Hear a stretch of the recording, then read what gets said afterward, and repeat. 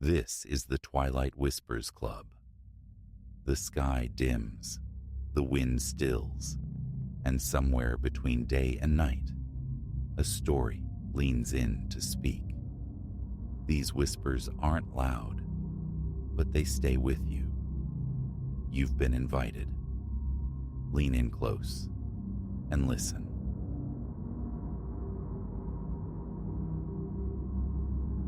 The discordance registered the instant that abrasive rasp echoed from the sublevel. It was a sound like iron, dragged protesting across raw concrete, a metallic gnawing that scraped the quiet Saturday afternoon bare. I stood suspended in the silence that followed, utterly unaccompanied, breath held captive, the fine hairs on my nape rising in primitive alarm. Checking the building's aged electrical veins was my supposed task. Weeks prior, I'd acquired this commercial shell, an edifice of a certain age nestled in a passable locale. The price seemed equitable. Visions of a small boutique or a leased space for some local enterprise danced in my head. During the initial walkthrough, the agent, slick and preoccupied, had made no mention of the small garage secreted away in the bowels of the building. It wasn't until later, measuring walls with my friend Leo, that we stumbled upon a narrow, unassuming door tucked behind a primary fuse box. It yielded, groaning on oxidized hinges I feared might shatter, revealing concrete steps descending into a concealed annex. The air that met us was stagnant, heavy with the scent of damp masonry and time. My phone's beam sliced through the gloom. The garage wasn't expansive, perhaps adequate for a single compact car, maybe two motorcycles aligned flank to flank. Its floor was a pitted landscape of fissures, spiderwebbing in every direction. Fungal blooms painted the lower walls in shades of decay, and a scattering of corroded tools lay abandoned in one corner.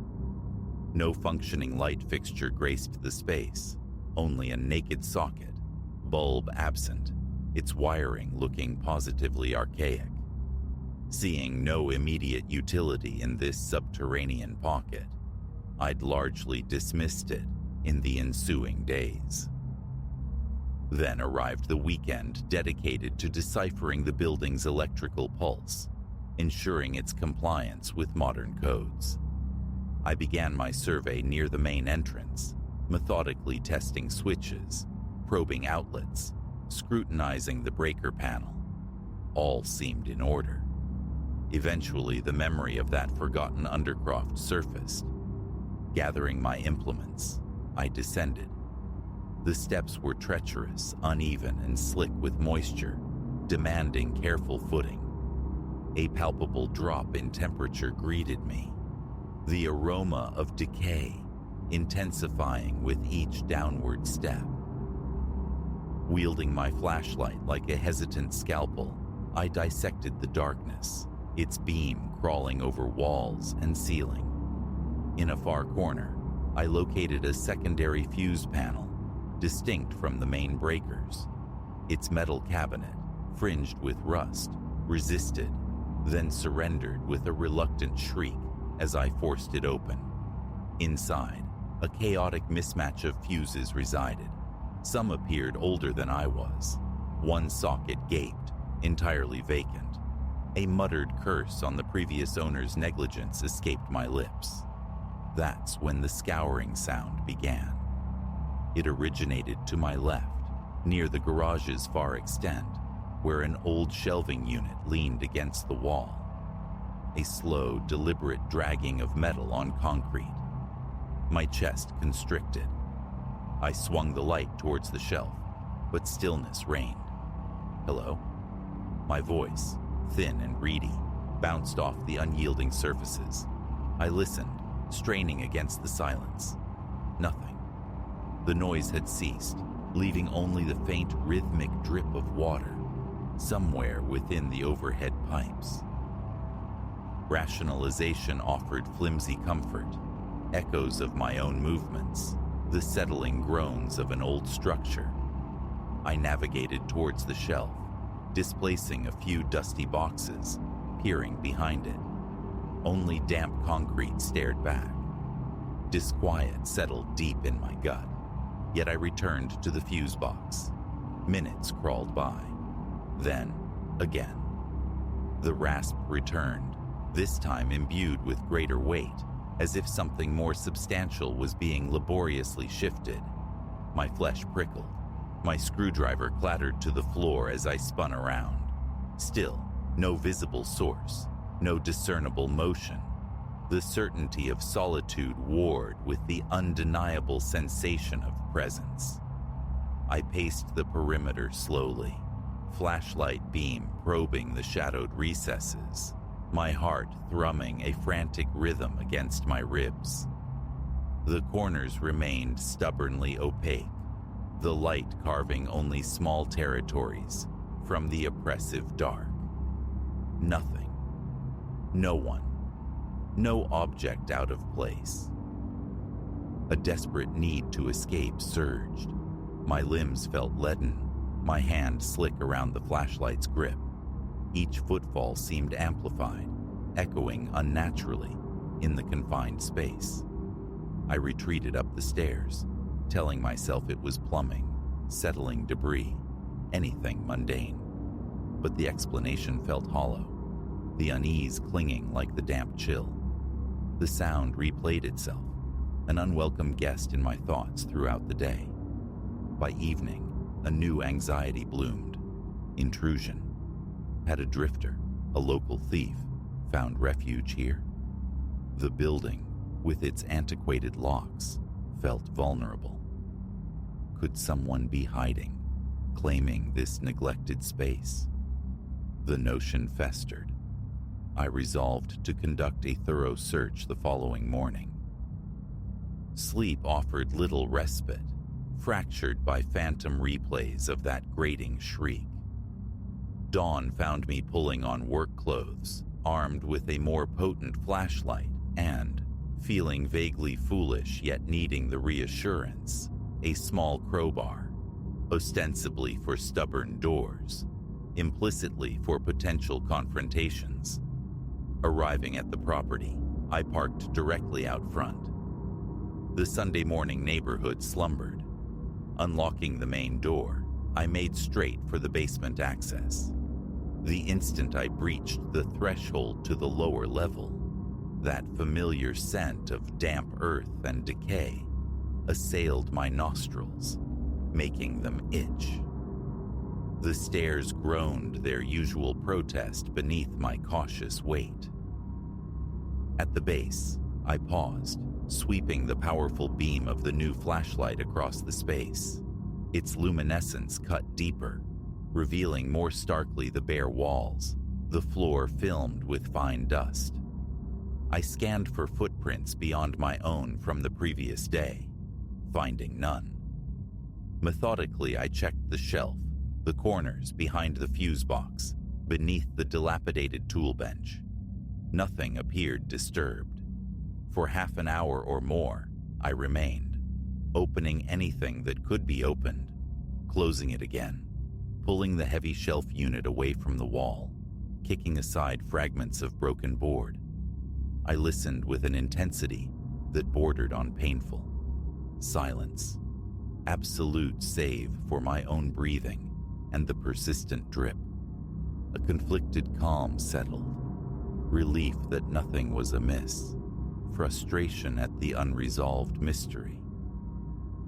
Finally, conceding defeat on the investigation front, I turned my attention to the fuse panel. I installed a replacement for the missing fuse, tested the circuits, consciously ignoring the clammy cold seeping into my arms. By the time I finished, lunchtime beckoned. Not a single untoward sound had disturbed my work. Stomach rumbling, I started back up the stairs. Halfway ascended, it happened. A sharp metallic scrape erupted from below. So sudden, so immediate, I nearly fumbled the flashlight. Whirling, I shot the beam back down the stairwell. Empty concrete floor met my gaze. My hands began to tremble. The noise was undeniably real, originating from the precise area I had occupied moments before. I descended once more, throat tight. "If someone's down here," I called out, voice strained. "I'm calling the police." Only silence answered, thick and somehow heavier than before. Again, I circuited the room, probing every shadow, illuminating every potential hiding place beneath benches and behind debris. Nothing. The sound did not repeat. After several tense minutes, I surrendered. My nerves felt frayed beyond repair.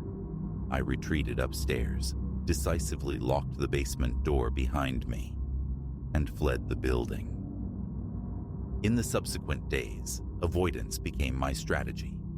I immersed myself in tasks upstairs, painting walls, repairing window frames, consulting with a flooring contractor.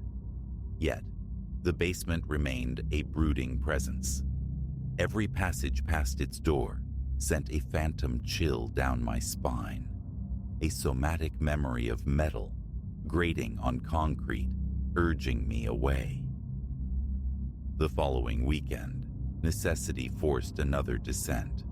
Supplies needed storing, and I couldn't afford to waste potential space merely due to unsettling acoustics. Donning a heavy jacket, I brought a portable work light with a long extension cord, ensuring my phone was fully charged. A small pocket knife rested in my pocket, a talisman against encroaching dread, more than a practical weapon.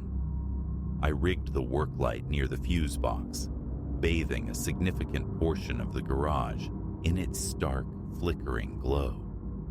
The brightness offered a thin veneer of security. I commenced measuring, jotting dimensions onto a clipboard, my senses hyper-alert, constantly glancing over my shoulder, anticipating the sound with every pause. It remained absent. Only my own movements and the ceaseless drip punctuated the quiet. An hour passed. The measurements were complete. I wiped sweat from my brow. The cold air did little to quell the internal heat of anxiety. As I prepared to pack up, the work light stuttered violently. It dimmed, plunging the space into near darkness for 2 heartbeats, then flared back to life. In that fleeting moment of diminished illumination, against the far wall, I perceived it. A shape, indistinct but undeniably humanoid. A silhouette standing sentinel in the gloom. I froze, heart hammering against my ribs. My flashlight beam stabbed towards the spot. Empty wall, peeling paint, nothing more. Clutching the work light, I advanced to the location, sweeping its beam into every adjacent corner. Nothing. No footprints, no disturbance. Just the oppressive stillness and the suffocating scent of mold.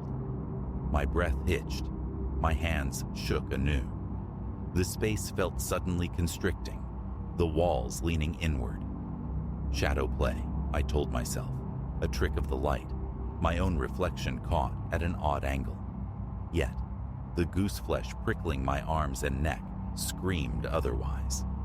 Hurriedly, I began gathering my tools. And then, the sound. Louder than ever before, immediate, directly behind me. The unmistakable visceral noise of something heavy being dragged across the concrete floor. I spun around with a speed that nearly sent the work light crashing. Emptiness greeted me. My stomach churned. Nausea rose in my throat. Forcing a deliberate calm I didn't feel, I backed slowly towards the stairs, eyes locked on the center of the garage. The sound did not recur. Reaching the door, I killed the lights, slammed it shut, and secured the lock. Now, whenever duty demands I venture below, the same taut expectancy grips my chest. My palms grow damp, my pulse quickens. I find myself perpetually scanning the periphery, unable to shake the feeling of observation. Sometimes, standing at the top of the stairs, I imagine I hear faint, ghostly scrapes. Other times, halfway down, a flicker of movement teases the edge of my vision. Each time, investigation reveals nothing. Yet, the space never feels truly vacant. It feels occupied by a hidden presence, waiting in the shadows. Perhaps for my departure, perhaps for me to draw nearer. I've sought logical culprits, examined pipes for loose joints capable of mimicry, scoured walls for fissures large enough to admit animals, probed the floor for shifting plates or unstable boards. Nothing yields a rational answer. Everything appears solid, merely aged and forsaken. Occasionally, doubt whispers. Perhaps it's stress, the financial pressures of renovation manifesting as auditory phantoms. But the distinctness of that sound, the metallic signature of something heavy, dragging across concrete, refutes easy dismissal. It wasn't rattling pipes or dripping water. It was something other. And the silhouette I glimpsed, that remains an unsettling enigma. When inquiries arise about the new property, my replies are vague. Coming along needs work. I haven't shared the basement's secret. The prospect of becoming known as the proprietor of the weird garage or the haunted building holds no appeal. This city trades sufficiently in rumor. Yet, the question of how to proceed looms large. Security cameras? The thought of capturing definitive proof of something lurking in that darkness is, paradoxically, more terrifying than the uncertainty. For the present, the basement remains under lock and key. A heavier padlock now, the frame reinforced. From the upper levels, silence mostly prevails, though sometimes, in the building's quietest moments, when I am alone, I catch that faint, distant rasp. A sliver of ice traces my spine with each occurrence. It has reached the point where simply walking past that basement door instills a visceral reluctance. Plans for utilizing the space have evaporated. Avoidance is paramount. When descent is unavoidable, my movements are swift, purposeful. Get in, retrieve what's needed, ascend immediately. My chest tightens, my ears strain against the silence, anticipating the slightest noise. I leave the door ajar behind me, ensuring an unobstructed retreat. The air remains perpetually cold, irrespective of the season outside, and the scent of decay clings stubbornly to my clothes long after I've emerged. This is the current state of affairs. A hidden garage resides beneath my feet, dark, damp, saturated with the odor of mildew. Strange, scraping sounds manifest without warning. Fleeting shapes flicker at the edge of sight. Moments arise when the conviction of another's presence is almost palpable, yet confirmation remains elusive. The tension is enervating. I don't know what resides down there, or what to do about it. I only know that each time my foot touches those basement steps, I feel I am trespassing in a place I ought not to be. And whenever I leave, the distinct sensation of being watched follows me up into the light. I own the building. I intend to use it. But I cannot dispel the chilling certainty that down there, in the cold and the dark, I am not truly alone.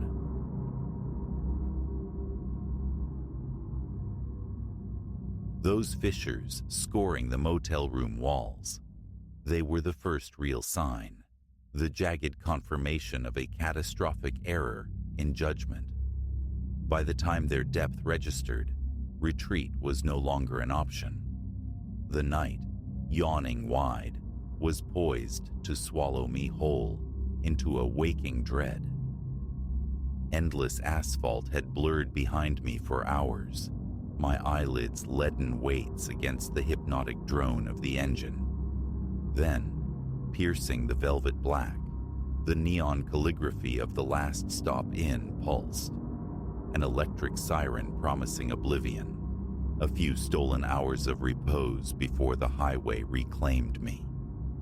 Fool that I was, I answered its call, instead of pushing onward into the concealing dark. The parking lot breathed emptiness, holding only the skeletal forms of 2 derelict pickups and my own travel-stained sedan. Within the office, a cramped cube thick with the ghosts of stale tobacco and cloying chemical pine, a gaunt figure folded behind the counter. His skin, like old parchment stretched over bone, seemed translucent in the weak light, his gaze lost in the static hiss of an ancient television. He barely acknowledged my presence, sliding the key to room 13 across the worn laminate without meeting my eyes. "Checkout's 11, he muttered, a dry rasp, already receding back into the flickering cathode glow. I failed to register the swift, furtive glance he cast towards the door as I turned, the almost imperceptible tremor in the hand that relinquished the key. Exhaustion, a heavy shroud, muffled my instincts, blinding me to the subtle alarms. A strange lengthiness marked the walk to my designated room. Under a starless sky, the crunch of loose gravel beneath my shoes and the distant thrum of unseen traffic were the only ruptures in the profound quiet. Reaching the door marked 13, a sudden reluctance stayed my hand, a prickle of unease I dismissed as mere road weariness. I turned the knob and pushed inward. The room conformed to the bleak expectations of its price point, wallpaper peeling like sunburnt skin, a bed that bowed sorrowfully in the middle, a television relic from a bygone era. But it was the walls that seized my attention, demanding it. Through the meager light filtering past threadbare curtains, I saw them. Not mere scratches, but gouges, deep furrows plowed into the plaster and paint. They spiderwebbed across every surface, a frantic tapestry of damage. Some were short, violent bursts, others long, slow drags that spoke of immense, deliberate pressure, reaching even onto the textured ceiling. My overnight bag slipped from my grasp, fatigue instantly incinerated by a rising chill. I drifted closer, tracing the contours of the violation. Not confined to a single wall, the desecration was universal. Certain marks bore the patina of age, their edges softened, worn smooth by time or touch. Others looked brutally fresh, the paint around them still curled back like torn flesh. An involuntary shiver traced my spine as my fingertips explored the grooves. What force could inflict such wounds? And why leave them exposed, a raw testament to some past violence? My immediate impulse was flight. Demand another room. Demand my money back. Demand escape from this unsettling space. Yet, as my hand closed around the interior doorknob, a sound arrested me. A faint scritch, delicate but distinct, originating from somewhere within the room itself. I froze, my pulse leaping against my ribs. Silence fell, heavy and watchful, before the sound resumed, louder now, unmistakably issuing from the bathroom. Every nerve screamed retreat, urged me to flee, yet some morbid compulsion drew me towards the closed bathroom door. The scratching intensified, escalating into a frantic scrabbling, underscored by a low guttural vibration that resonated deep in my chest and raised the hairs on my nape. My hand, trembling uncontrollably, reached for the knob. The instant my skin grazed the cold metal, the sounds ceased. Utter silence descended, a vacuum more terrifying than the preceding noise. How long I stood there, fused to the spot, hand hovering, fear a physical paralysis, I cannot say. Eventually, I managed a backward step, then another, my gaze locked on the impassive barrier of the bathroom door. My heel struck the bed frame, the jolt nearly launching me into the air. Whirling around, my breath hitched. There, partially obscured by the dusty bed skirt, lay a journal. Its leather cover was scuffed and deeply scored, an uncanny echo of the ravaged walls. With hands that shook violently, I retrieved it.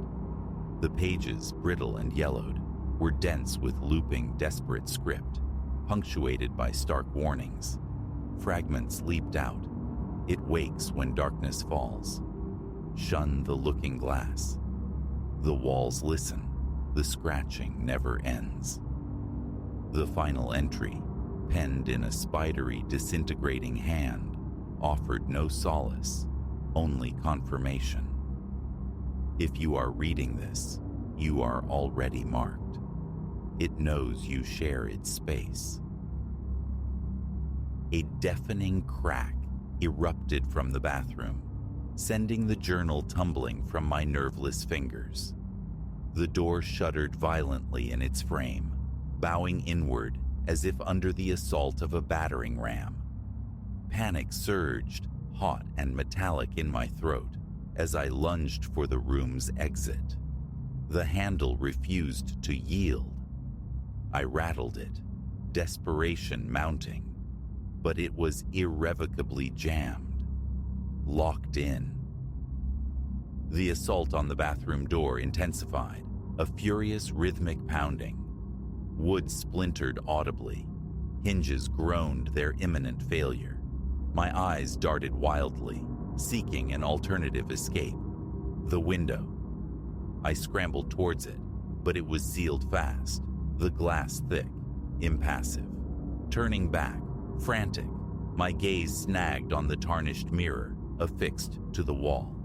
For one heart-stopping fraction of a second, its surface held more than my own reflection.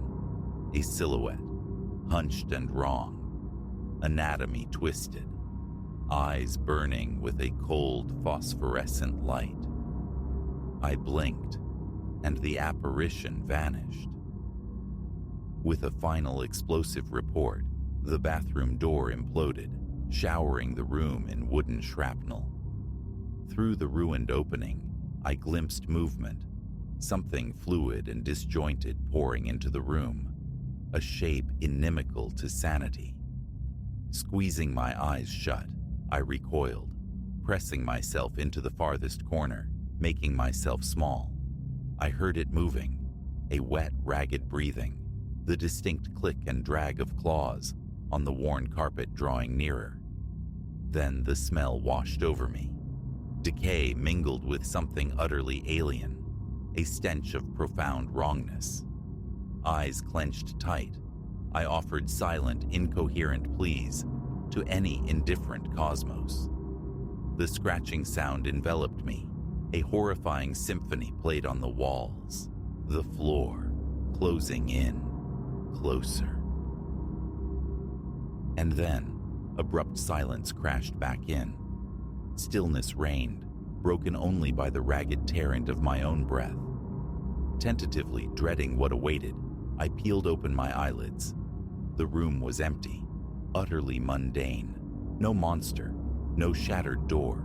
It hung intact, innocuous on its hinges. Even the violent scoring on the walls had vanished. leaving smooth, undisturbed paint, as if the damage had been nothing but a fever dream. For a disorienting moment, I grasped at the possibility of hallucination, a phantom conjured by profound exhaustion. But then my gaze fell upon the journal, still lying open on the floor where it had fallen. Trembling renewed, I stooped to pick it up. I opened it. Every page was blank, pristine, empty, mocking. The details blur after that, a fugue state of escape. Somehow, I was out of the room, out of the last stop inn, hurtling through the consuming night. I drove until the sun clawed its way above the horizon, until two state lines lay between me and that place. I tell myself it was a nightmare, vivid and terrible, born of fatigue and isolation. Yet sometimes, in the deepest hours, when the world sleeps, I hear it. That soft, insistent scritch, scritch, just beyond my own bedroom door. And I know, with a certainty that chills my marrow, that the presence from that room persists, watches, waits. Occasionally, catching my own eye in a reflective surface, I see a fleeting distortion, a momentary shift. Eyes that gleam in the dimness, a smile revealing far too many teeth. Motels are relics of a past I can no longer inhabit. Sleep itself is a fraught territory, seldom visited. Because the truth is branded on my soul. Some doors open onto abysses, some shadows harbor teeth, and reality is a thinner veil than we dare believe. And I know with chilling finality that someday the scratches will reappear on my own walls. The journal will materialize, its blank pages hungry for a new final entry, and the entity from room 13 will arrive to conclude its unfinished business. Until that inevitable dawn, I drive.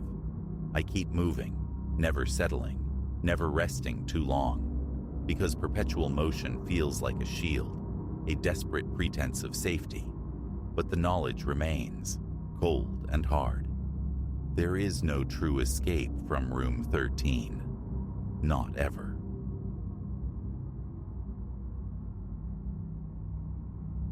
Reality, I've discovered, possesses a disconcerting fragility, a thin membrane easily punctured by the most unexpected object.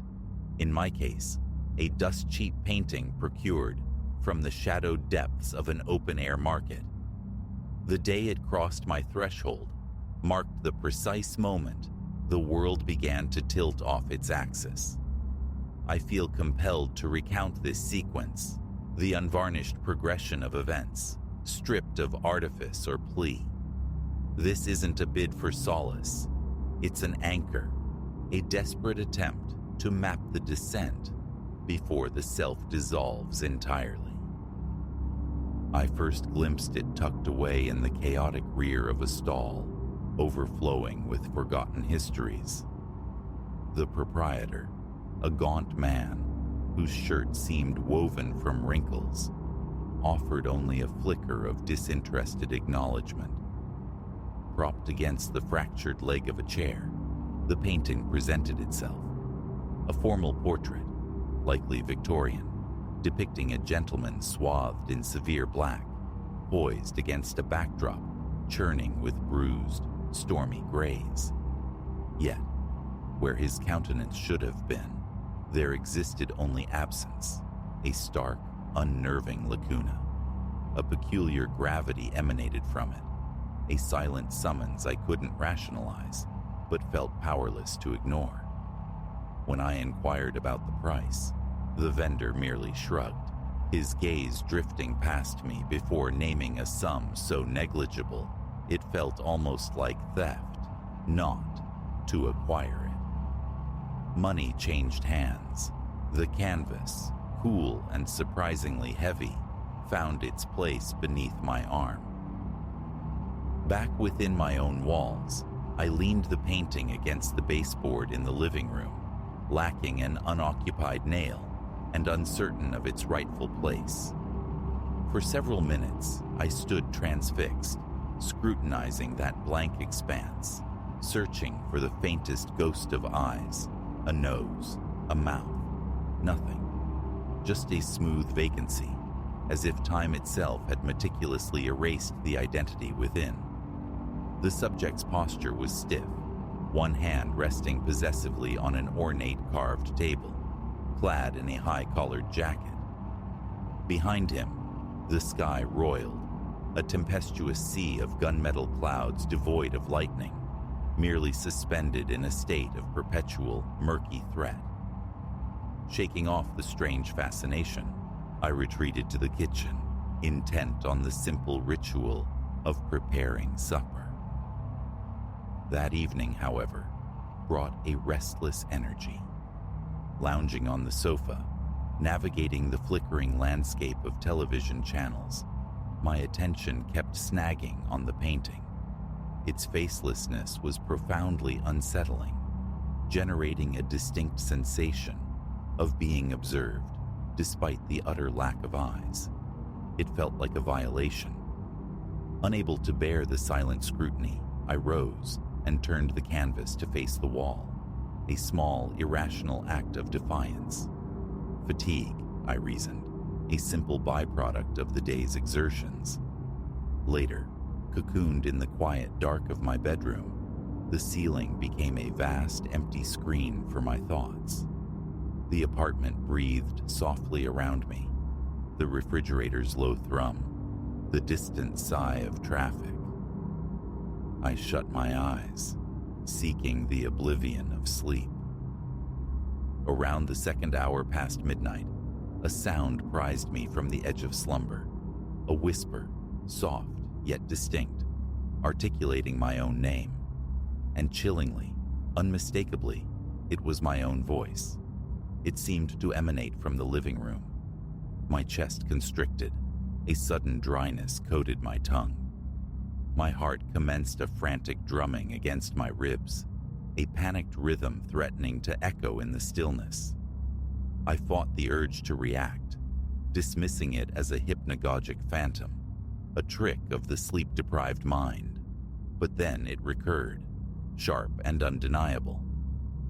"Hey," it breathed, a perfect mimicry of my own inflection. Cold floor met bare feet as I swung my legs from the bed. The hallway light, initially off, blazed into existence at my touch. Holding my breath, I advanced toward the living room threshold.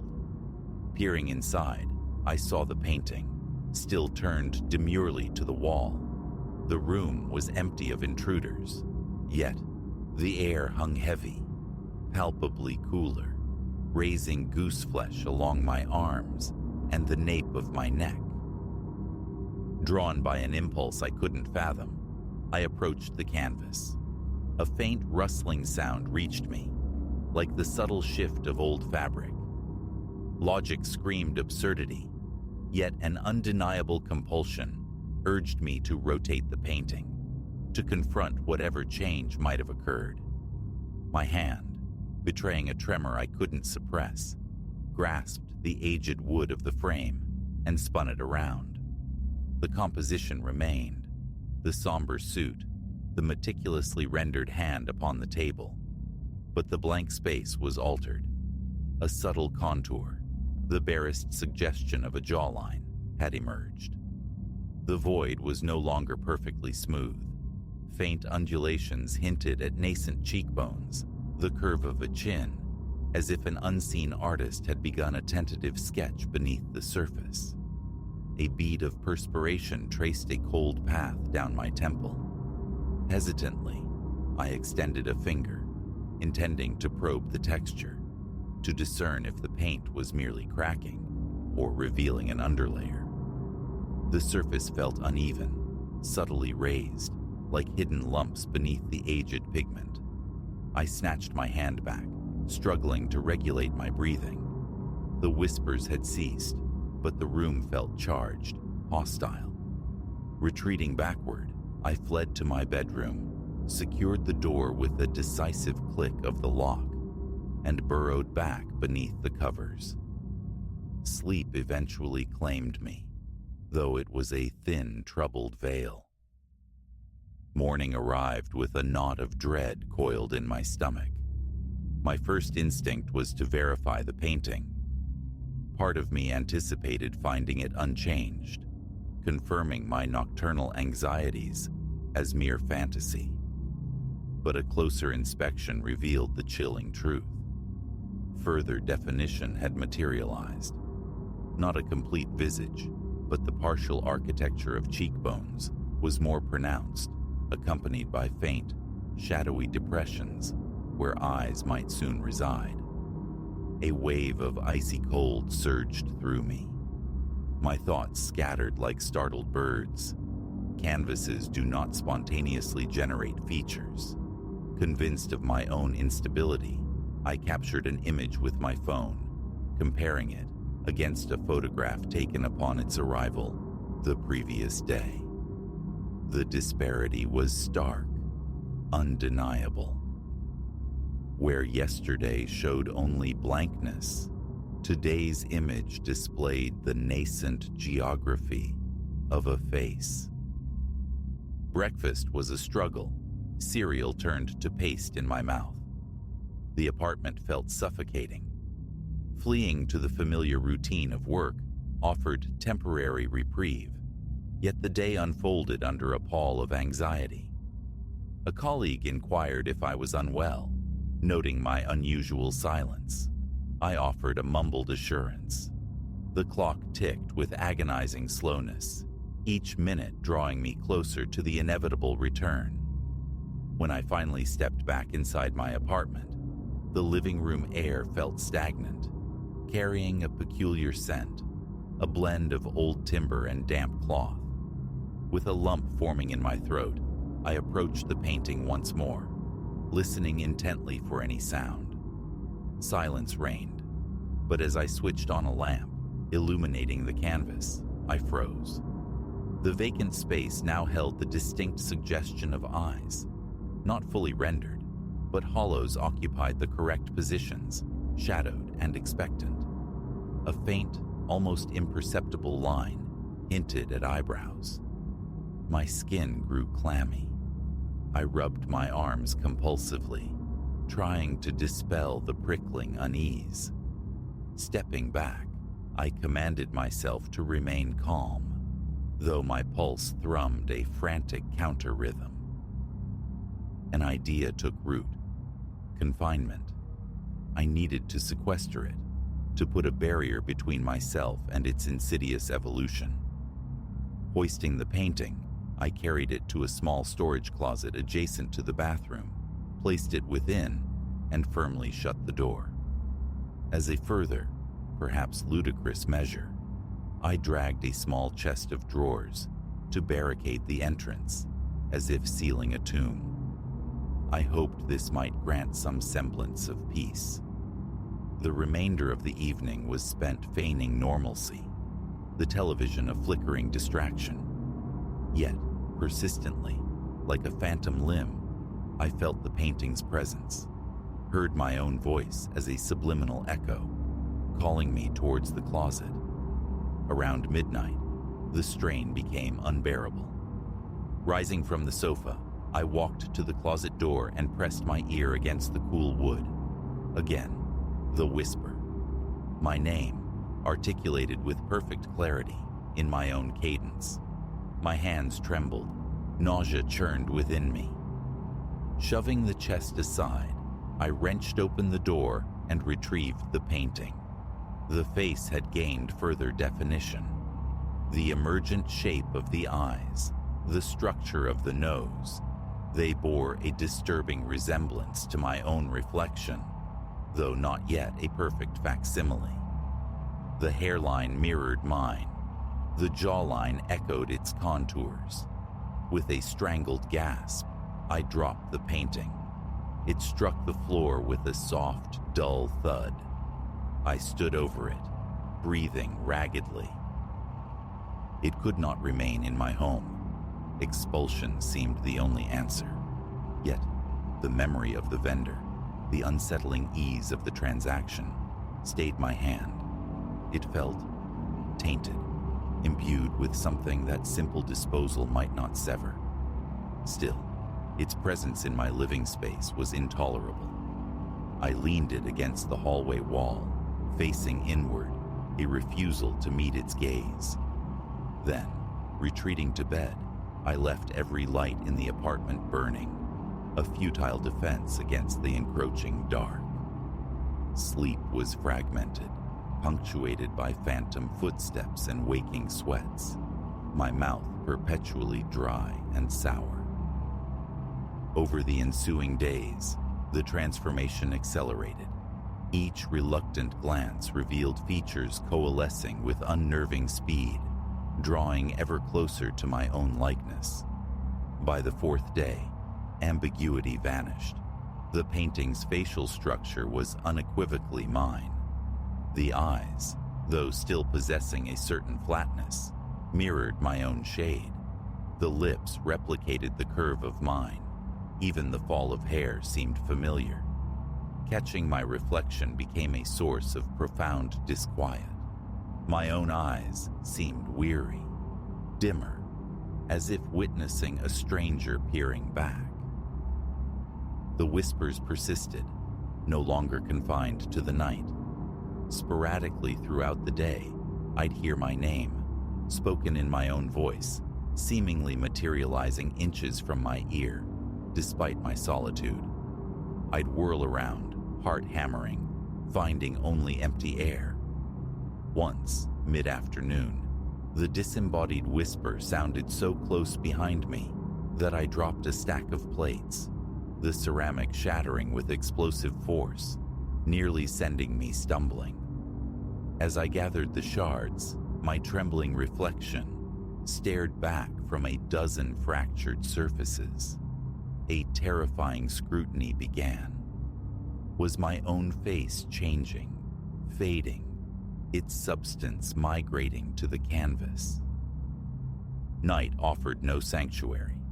Lying rigid in bed, every creak of the building, every distant siren, became amplified, imbued with sinister significance. Footsteps seemed to pace the hallway just beyond my door. Often, I would rise and stand at the threshold, peering into the dimly lit passage at the dark rectangle propped against the wall. It felt like a siphon, drawing something essential from me. A numbness would creep into my limbs, a leaden weight settling in my chest. My throat felt perpetually constricted. The thought, sharp and terrifying, that I was losing my mind warred with the undeniable evidence of the painting's metamorphosis. It was real. One night, galvanized by a desperate surge of resolve, I decided to confront it. I illuminated every corner of the apartment, bathing it in harsh, artificial light. I stood the painting on a chair, forcing myself to study it intently. Running my fingertips across the painted surface, I recoiled. It felt strangely warm, almost like living tissue. My stomach lurched, my breathing grew shallow. Minute details leaped out, chillingly familiar. A faint scar high on my forehead, the specific curve of my earlobe. Pressing a hand flat against my chest, I tried to anchor myself against the rising tide of panic. "What do you want?" The words emerged hoarse, swallowed by the oppressive silence. I waited, muscles taut. A tingling sensation spread through my arms, a peculiar pressure building behind my eyes. Then, the whisper returned, insidious and close. "Come closer." Blind terror surged, and I reacted instinctively, shoving the painting violently. It tumbled to the floor, landing face up, the frame biting into the carpet pile. I stood above it, panting, mind racing, trapped between fight and flight. From a kitchen drawer, I retrieved a roll of heavy-duty tape. With frantic, clumsy movements, I began to bind the frame, attempting to seal the image away. The urge to cover the face entirely warred with a visceral revulsion at touching it again. My hands shook so violently that tearing the tape became a monumental effort. I managed to obscure most of the canvas, though parts of the face remained stubbornly visible through gaps. Shoving the bound object into a large black refuse sack, I dragged it into my bedroom. A foolish relocation, perhaps. If it could whisper across rooms, surely a bedroom wall offered no true barrier. Yet the act felt necessary, a desperate attempt to regain some control. I hid it behind the bed. That night, the whispers escalated into a soft, pervasive chant of my name. It was an unending, recursive echo in my own voice, seeming to originate from everywhere and nowhere simultaneously. I clamped my hands over my ears, shouting, "Stop it!" into the empty air, but the litany continued, relentless. My body locked in tension, neck rigid, eyes burning from exhaustion. Eventually, mercifully, oblivion claimed me. I awoke abruptly in the thin gray light of pre-dawn. The chanting had ceased. Turning, my gaze fell upon the refuse sack slumped in the corner. Was it my imagination, or did I perceive a faint stirring within, as if the contents shifted? I didn't investigate. A profound nausea washed over me. My eyes stung, and I felt the damp track of tears on my cheeks. My chest felt banded with steel. Something definitive had to be done. Forcing myself through the motions of dressing, I hefted the bagged painting and carried it towards the exit. I moved stealthily, anxious to avoid neighborly curiosity. Inside the descending elevator, a faint whisper slithered from the sack, raising the hairs on my arms, but I pressed onward. I drove for perhaps 10 minutes, circuits of the familiar neighborhood blurring past, searching for an appropriately anonymous dumping ground. But my thoughts snagged on a terrifying loop. What if discarding it wasn't enough? What if, like some cursed object of folklore, it simply found its way back? Defeated, I turned the car around, the painting a silent, malevolent passenger on the seat beside me. Re-entering my apartment felt like crossing the threshold into a cage. A wave of mingled frustration and terror weakened my legs. My mouth tasted metallic with anxiety. I deposited the sack on the living room floor. Standing over it, breathing hard, I heard my voice again. Calm, almost conversational. "You're almost ready," it stated. Dizziness swept over me. I sank to my knees, staring at the black plastic shroud, clenching and unclenching my fists, trying to ground myself in the rough texture of the carpet beneath my palms. After several long moments, I rose and tore open the bag. The duct tape lay in shreds, ripped and curled, as if breached from within. The painting's face was now complete. Not an approximation, not a resemblance, but my face, rendered with terrifying fidelity. Even the expression held a disquieting familiarity, a subtle twist I recognized from my own unguarded moments. Bile rose in my throat. My head began to throb. With trembling hands, I dragged the painting upright, leaning it against the wall once more. My palms were slick with sweat. My heartbeat hammered in my ears. Thought became difficult, fragmented. My reflection, caught in the glass of a framed photograph nearby, seemed unnaturally pale, my eyes lacking their usual depth, as if the color was leaching away. Wiping perspiration from my brow, I fought for steady breaths. The question echoed, stark and terrifying. Was I still me? I looked from my reflection to the painted eyes. They seemed sharper, imbued with a chilling vitality. Tentatively, I touched my own cheek. My skin felt cool, unnervingly so. And that is my present state. The painting rests against the plaster, facing me. I am looking at it even now, dictating these words into the silence. Its eyes are my eyes, identical in hue and shape. The antiquated suit it wears seems impossibly solid. The stormy backdrop persists, yet the light around the figure seems subtly altered, focused, as if poised for emergence. A profound weakness permeates my body, an exhaustion that feels deeper than mere fatigue, like a slow draining of essence. My shoulders ache with tension. Gooseflesh ripples across my skin without provocation. The whispers are silent for now, replaced by a low, persistent buzzing in my ears, like faint static on an open channel. Every few moments, an undeniable pull draws my gaze back to the canvas. The same magnetic force I felt in the bazaar, now amplified, intensified. It's like confronting a mirror that reflects not just image, but soul. Approaching it feels like approaching a precipice. The fear is no longer subtle. It is a raw, consuming presence, tangling my thoughts.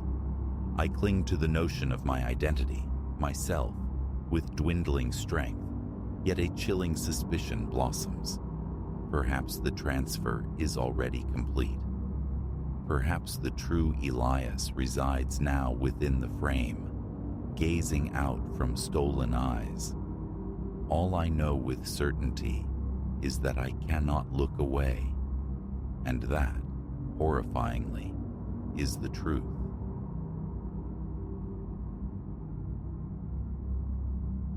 My therapist, citing the city's relentless thrum as the root of my frayed nerves, had prescribed sanctuary, a weekend steeped in quietude. Online, amidst sterile chain hotel offerings, the listing for Havenwood Manor bloomed, a sepia-toned promise. Its photographs depicted a grand Victorian dame, swathed in a wraparound veranda, lace-like captured breath fluttering at open windows, gardens spilling forth in storybook profusion. Testimonials lauded its profound peace, praising the proprietress, an Eleanor, for her gift of making souls feel instantly sheltered. I yielded, clicking, confirm, already envisioning dawns sweetened by coffee, afternoons lost among pages and petals. Havenwood materialized exactly as rendered, its white facade luminous under the afternoon sun as my car crunched onto the gravel drive. Before my fingers could brush the bell pull, the heavy oak door swung inward. Eleanor stood framed there, perhaps 70 years weathered, draped in a lavender gown that whispered of bygone eras. Her smile radiated welcome, yet her eyes, sharp, analytical, pinned me with an unnerving scrutiny. "Ah, welcome, welcome," she breathed, drawing me into a foyer dense with the scent of lilies and lemon oil. Ornate furniture crowded polished floors. Bookshelves groaned under leather-bound spines. Blooms erupted from porcelain vases at every turn. Exquisite, yes, but suffused with an unnerving quality, the profound stillness of a diorama, meticulously arranged and airless. "You have Havenwood entirely to yourself this weekend," Eleanor murmured, her voice a low hum as she guided me towards the grand staircase. "The bustle has subsided. You've chosen a tranquil interlude." She paused on the landing, her gaze locking with mine again. "Are you accustomed to solitude, my dear, in your daily life?" The question, draped in solicitousness, landed like a stone. Yes, I live alone. And is your presence here noted by anyone? Her tone remained light, conversational, yet a current of something colder slid beneath it, raising the fine hairs on my arms. My closest friend knows, I fabricated, striving for an airy confidence. She expects a call later this evening. Eleanor inclined her head slowly, a gesture less of acceptance than of quiet classification. She led me onward to my chamber, a vast corner room dominated by a 4-poster bed, draped in heavy velvet, and an age-spotted vanity mirror. While she detailed breakfast hours and the location of supplemental linens, her eyes never truly left me. I felt dissected, each flicker of expression seemingly noted and stored away. That night, the silence I craved proved elusive. Beneath the covers, book open but unread, my ears strained against the house's nocturnal language. The sigh of settling timbers, phantom footfalls patting the runner outside my door, the silken rustle of fabric against unseen walls. Each wary peek revealed only the long shadowed corridor and its row of closed anonymous doors. Sleep eventually claimed me, only to relinquish its hold abruptly. 3 a.m. glowed accusingly from my phone screen. A disquiet had shattered my rest. Then, the dissonance registered. My phone charger, purposefully plugged beside the nightstand, now lay meticulously coiled atop the writing desk across the expanse. My travel bag, left agape on its stand, was zipped shut, shifted sentinel-like into the far corner. A cold fist clenched around my heart. I didn't do this. The certainty was absolute. Someone had breached my sanctuary while I slept. Scrambling out of bed, my fingers fumbled with the latch, locked, but the mechanism felt suddenly flimsy, symbolic. A key existed. Sleep became an impossibility.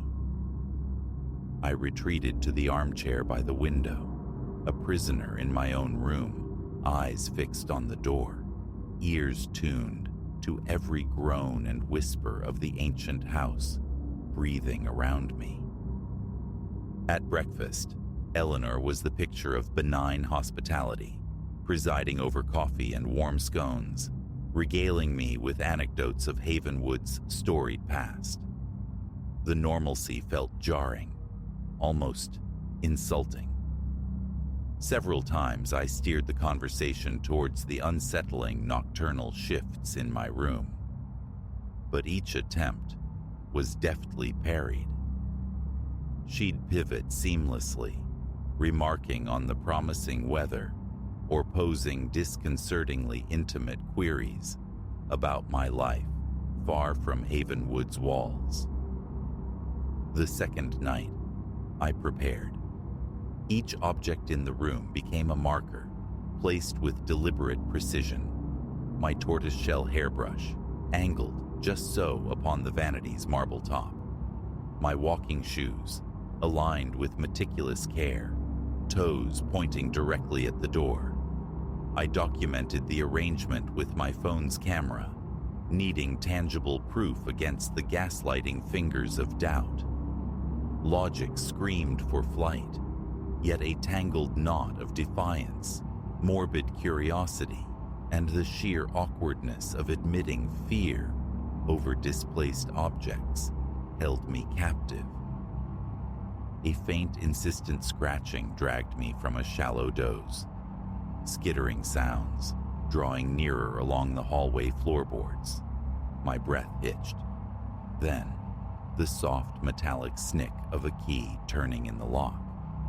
I clamped my eyes shut, feigning deep sleep, leaving only the barest sliver open, lashes forming a veil. The door drifted inward without a whisper. Eleanor glided into the room. Bathed in the weak spill of moonlight from the corridor, she seemed altered, her movements unnaturally fluid for her age. Her head canted at an angle that felt fundamentally wrong as her gaze swept the chamber. She drifted first to my travel bag. Fingers working with unnerving delicacy, she unzipped it and began methodically examining the contents. Not searching, it seemed, but rather inventorying.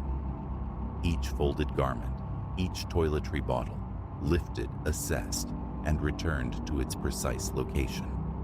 Next, the vanity. She lifted my hairbrush, tilting it to catch the light, her focus settling on the few strands caught in its bristles. She raised it slowly towards her face, and I stifled a gasp. She inhaled deeply, as if discerning a scent. A scream clawed at my throat, but terror had turned my limbs to lead. Is this real? A nightmare? Yet the icy dread sluicing through my veins was undeniably awake. She drew nearer the bed, a silent specter. I concentrated fiercely on maintaining the slow, even rhythm of sleep.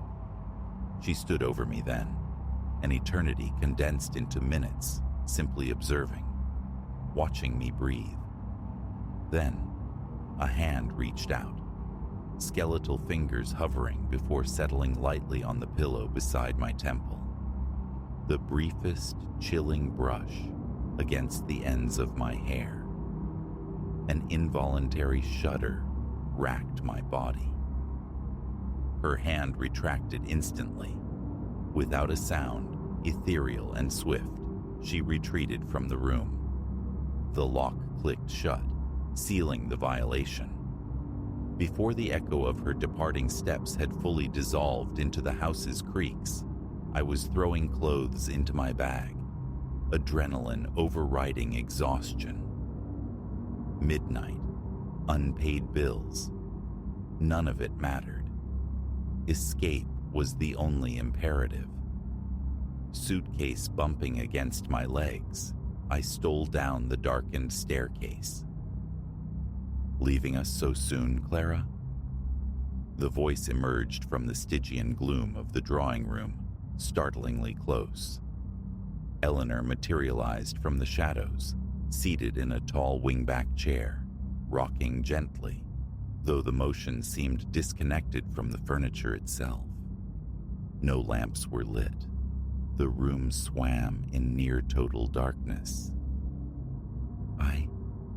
I don't feel well, I stammered, my voice thin.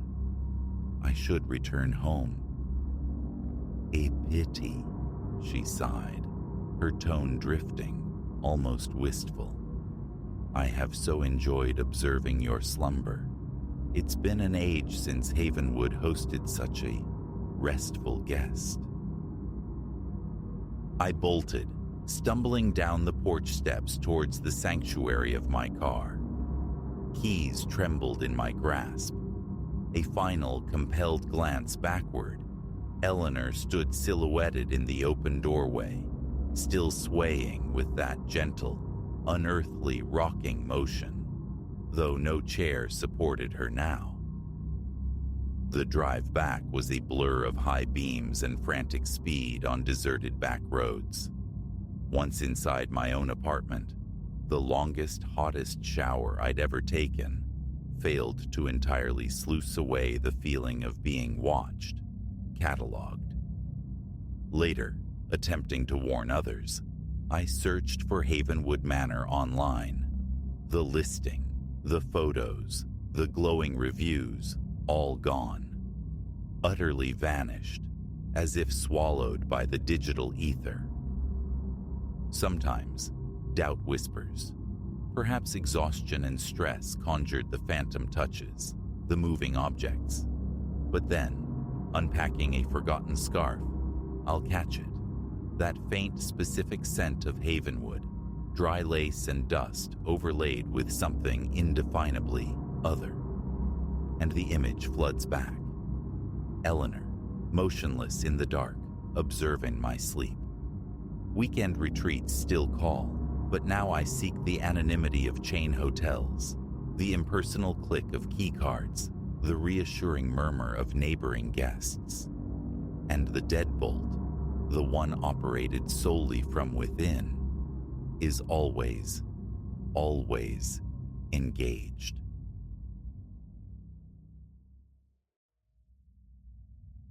The exact instant the feeling coalesced remains indelible, imprinted on the memory of damp fabric against my skin. I was sunk into the sofa, still chilled from a desperate dash through the downpour minutes earlier. Wind gnawed at the window frames. A hollow, mournful sound snaked along the corridor behind me. Perfectly normal, I assured myself, for a house of this vintage, weathering a squall. Yet, as my gaze jittered across the room, a nervous tic acquired lately. It snagged on the leather armchair.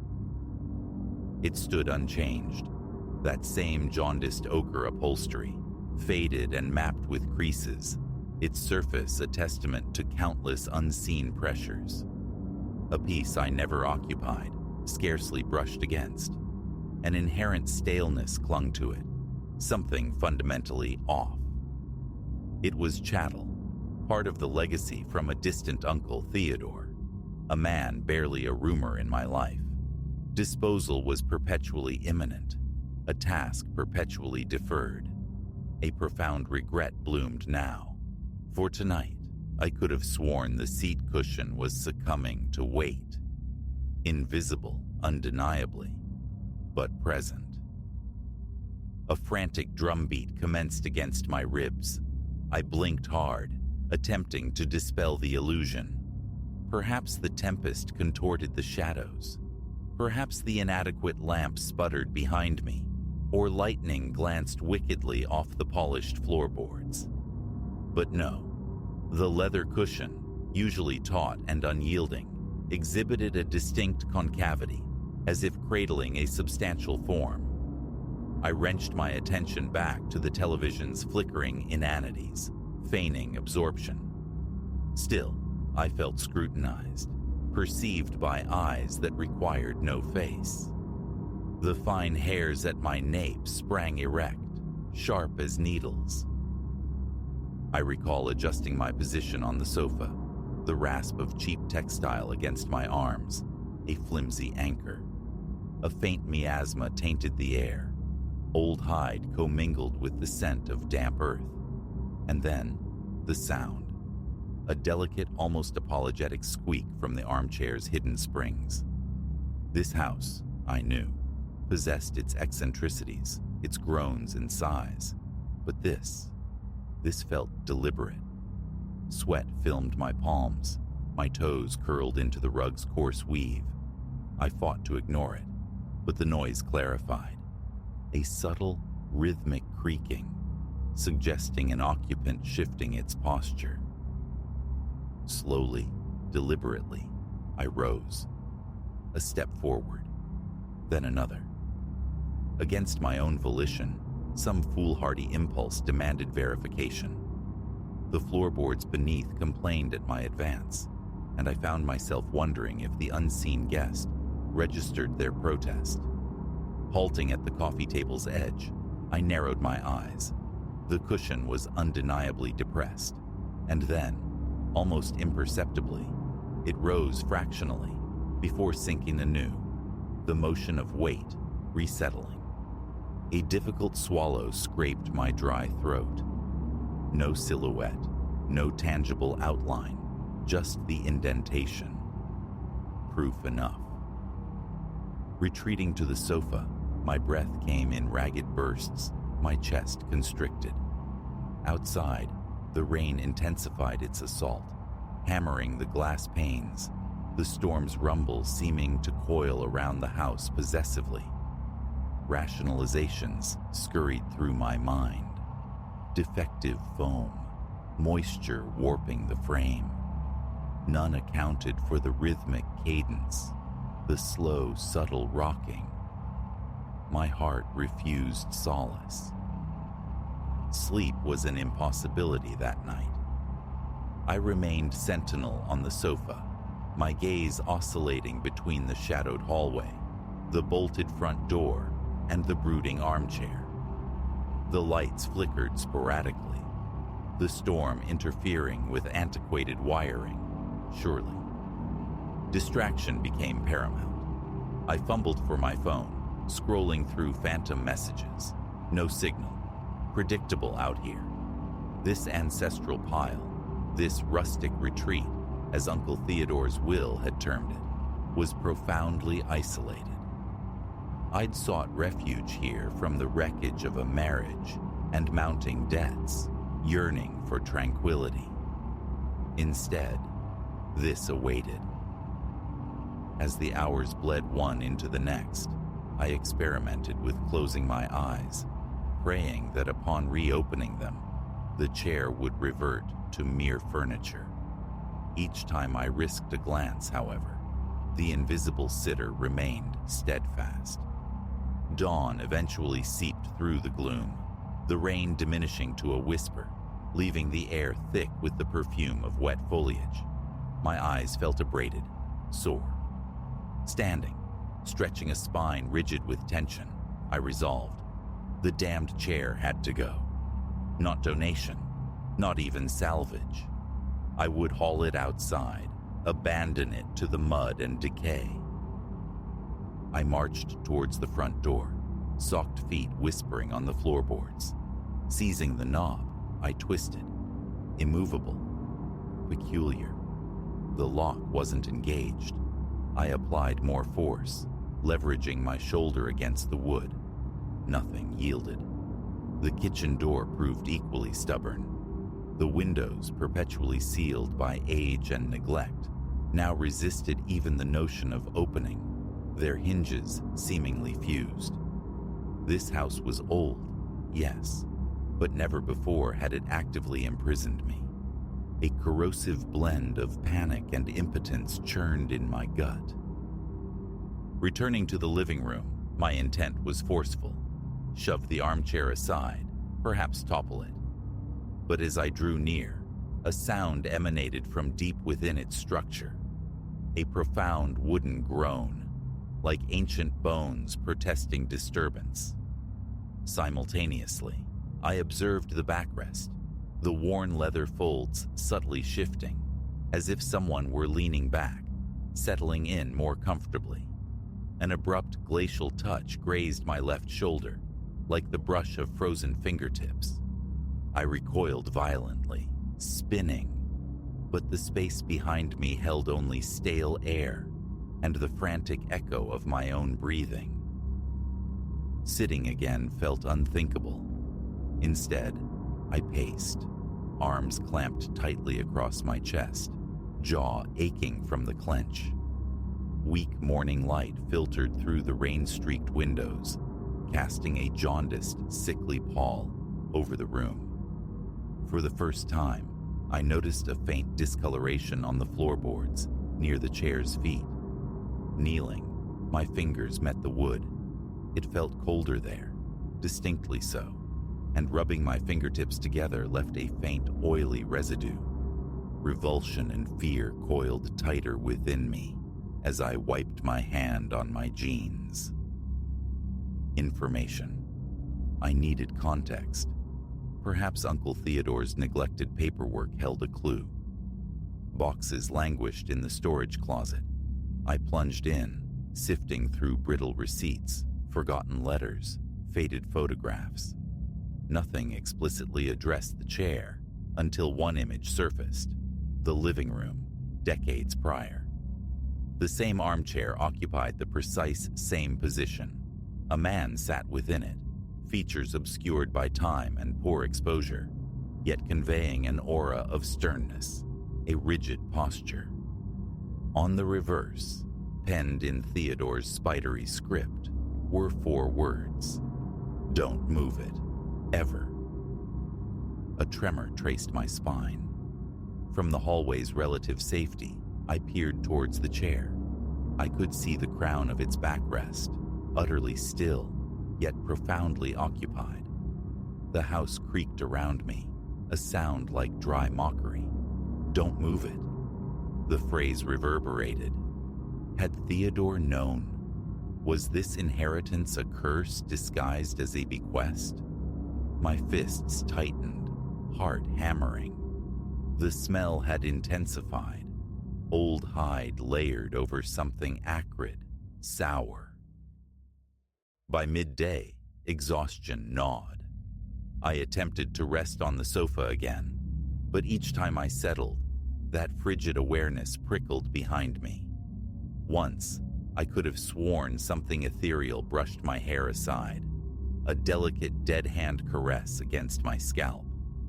I scrambled up, cracking my knee against the coffee table, a curse tearing from my lips. The chair remained impassive, its cushion molded around its unseen burden. Tears of pain and terror blurred my vision. Desperation spurred a new tactic: concealment. Locating an old white sheet in a linen drawer, I approached the armchair with trepidation, the floorboards feeling like ice beneath my bare feet. As I cast the sheet over it, the fabric snagged midair, caught on nothing tangible, yet arrested as if hooked on a shoulder. A choked gasp escaped me as I tugged, forcing it downwards. The sheet draped unevenly, but for a fleeting, heart-stopping moment, it revealed it. A faint, slumped outline beneath the white cloth, unequivocally human in shape, bulky and inert. My pulse hammered so violently, I felt unsteady.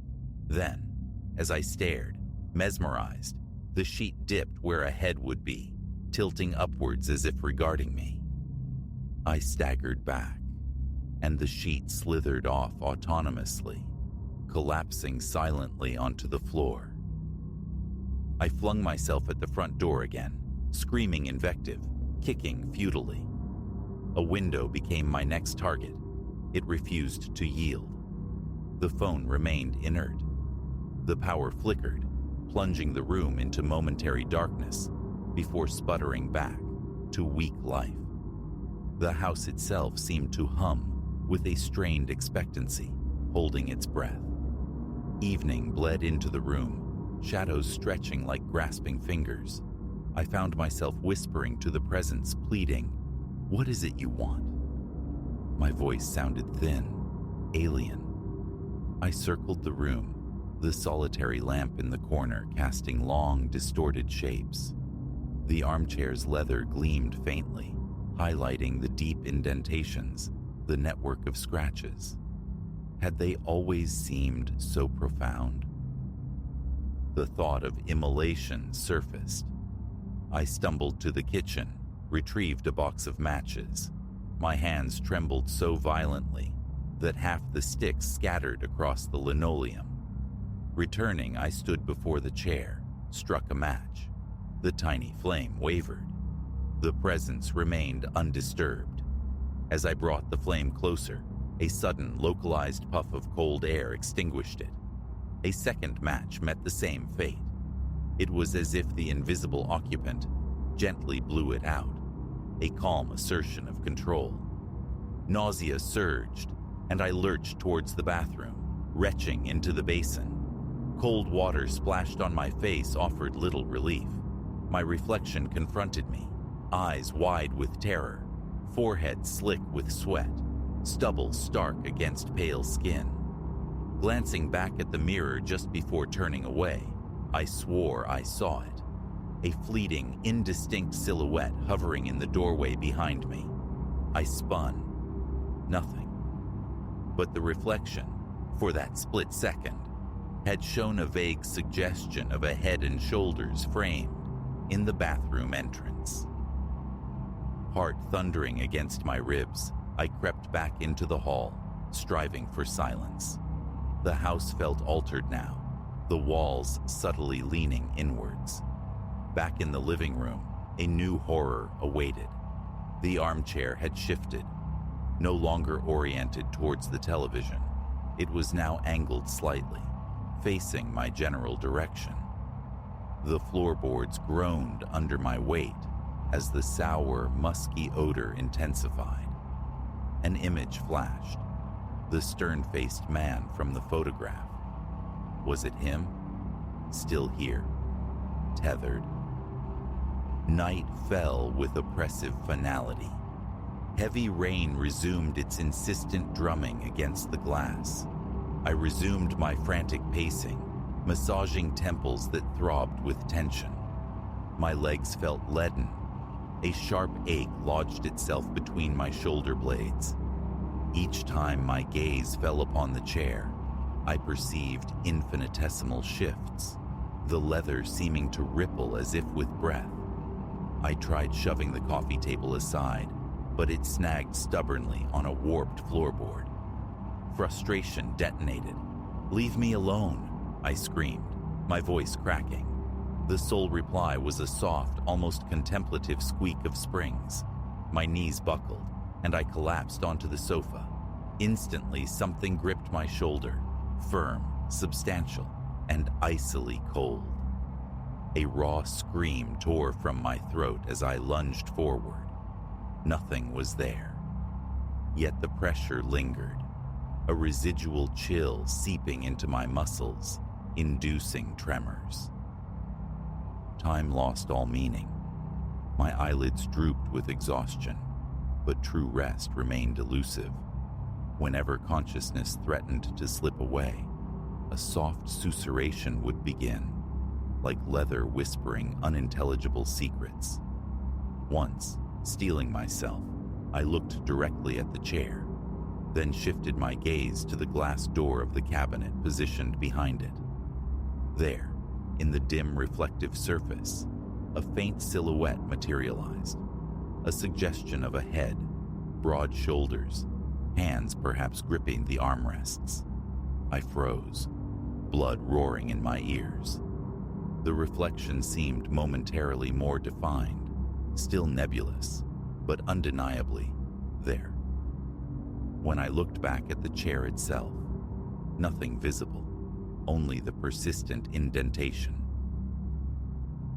Hours crawled by. My thoughts spiraled into despair, escape, freedom. I seized a dining chair and hurled it at a window. The heavy wood struck the glass with a sickening thud, but it held fast, resilient as stone. Turning back, defeated, I saw the armchair had pivoted again, now confronting me almost squarely. Its unseen gaze, if it possessed one, felt inescapable. It dominated the space, pinning me with its silent scrutiny. Eventually, the futility became crushing.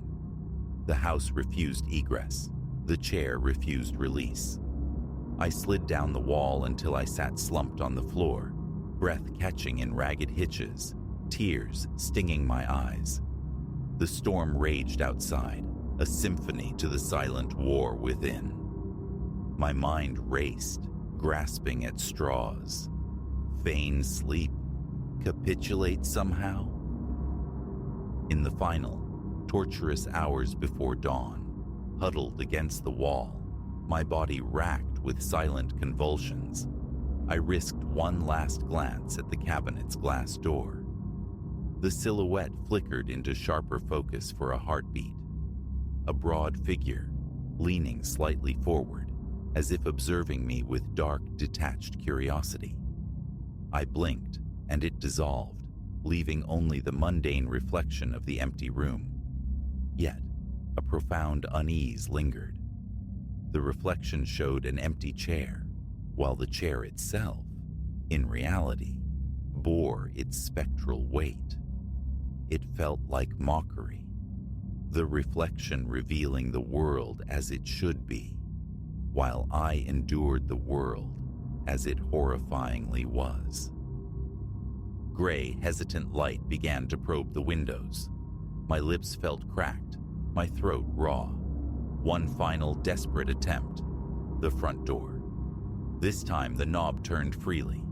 The door swung inward without resistance. Outside, the world appeared shockingly ordinary. Sodden grass, dripping trees, a sky bruised with dawn. I dragged myself across the threshold, stumbling into the muddy yard. Turning for a final look, the armchair remained framed in the doorway. For an instant, I perceived a flicker of movement within its depths, but I wrenched my gaze away, heart pounding a frantic rhythm, and slammed the door shut. I never re-entered that house. Abandoning the property entirely, I drove until the fuel gauge neared empty. Days later, ensconced in a sterile motel room, I find myself flinching at sudden noises, compulsively checking over my shoulder for a presence that isn't objectively there. Reflections in shop windows sometimes hold a fleeting distortion just behind my own image. My skin retains a subtle coolness, as if perpetually brushed by phantom fingers.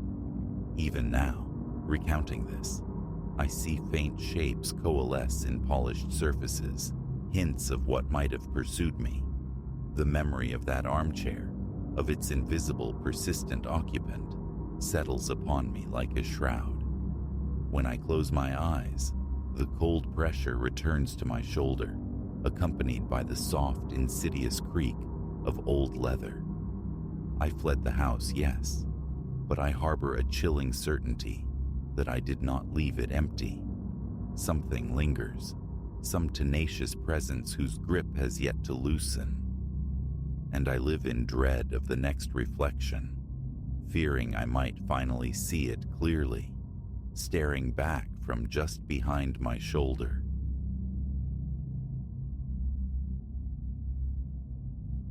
A violent crack tore the night's fabric. Our sedan lurched, a sudden beast fighting the asphalt, then bucking onto the gravel verge. Elias gripped the wheel, veins stark against his skin, until motion ceased. Silence crashed down, immense, swallowing everything but the frantic rhythm of our breaths and the metallic ping of cooling metal. Clara? Maya? Sound? Elias twisted, seeking reassurance in the dim interior. Mute nods answered, pale faces etched with shock, but whole. He pushed the door open, stepping into air crisp and cold against his flushed skin. Utter desolation unfolded beneath a low-slung moon that bled faint light onto endless, anonymous terrain. No crickets sang their territorial songs. No distant engines hummed a lullaby of civilization. Only a profound stillness resided here, a quietude that felt fundamentally wrong, pressing inward like a physical weight. His phone confirmed the void. No service. A predictable yet disheartening verdict. "We're marooned till dawn," he murmured, sliding back in beside Clara. "I'll wrestle with the flat, but we stay put tonight." Her eyes, wide in the gloom, mirrored his own nascent dread. "This place, Elias," she whispered, her voice thin. "It feels hollow." He forced a reassuring tone, a flimsy shield against the encroaching strangeness. "Water, snacks, we'll manage. A night under the stars, unplanned." The familiar ritual of lug wrench and jack offered a fragile anchor in the unsettling quiet. Elias worked under the flashlight's stark beam, a tiny island of purpose in an ocean of oppressive dark. Beyond its reach, the night felt solid, watchful, a breathen entity. Then, far down the obsidian ribbon of road, twin lights bloomed. Hope surged, a warm tide against the chill. Another traveler. Help, perhaps.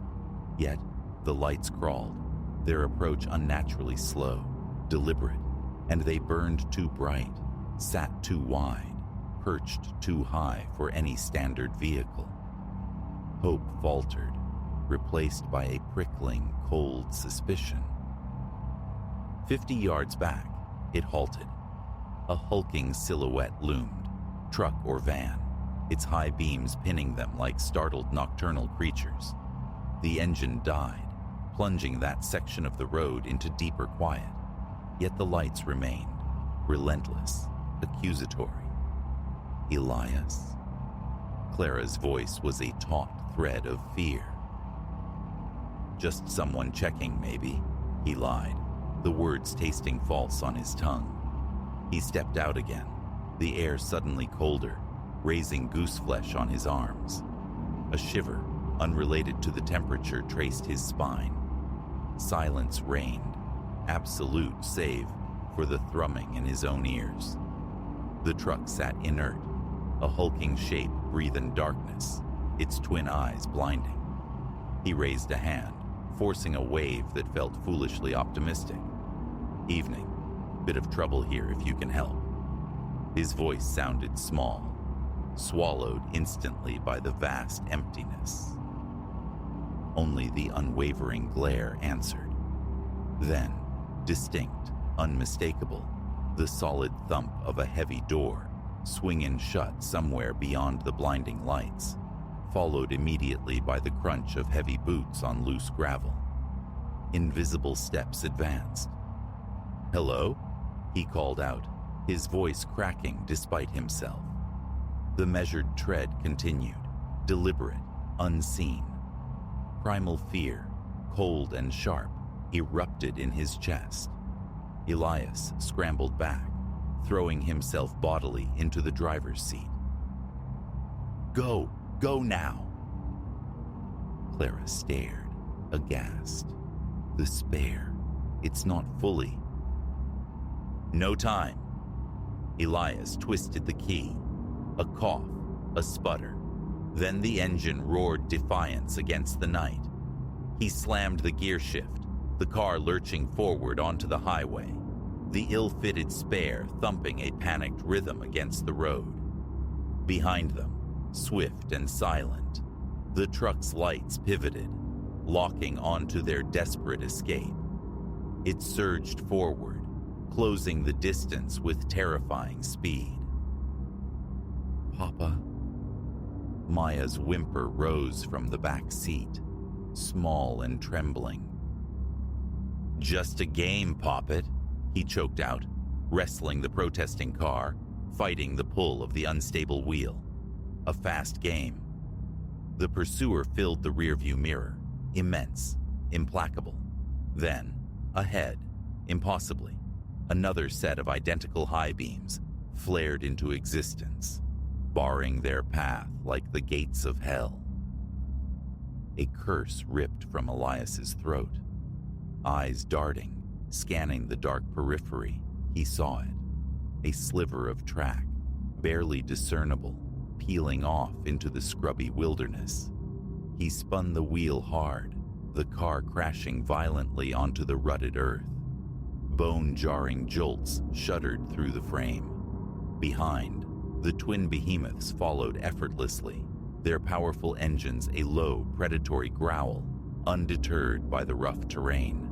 Not a chase, a corralling. Horror bloomed cold and certain in his chest.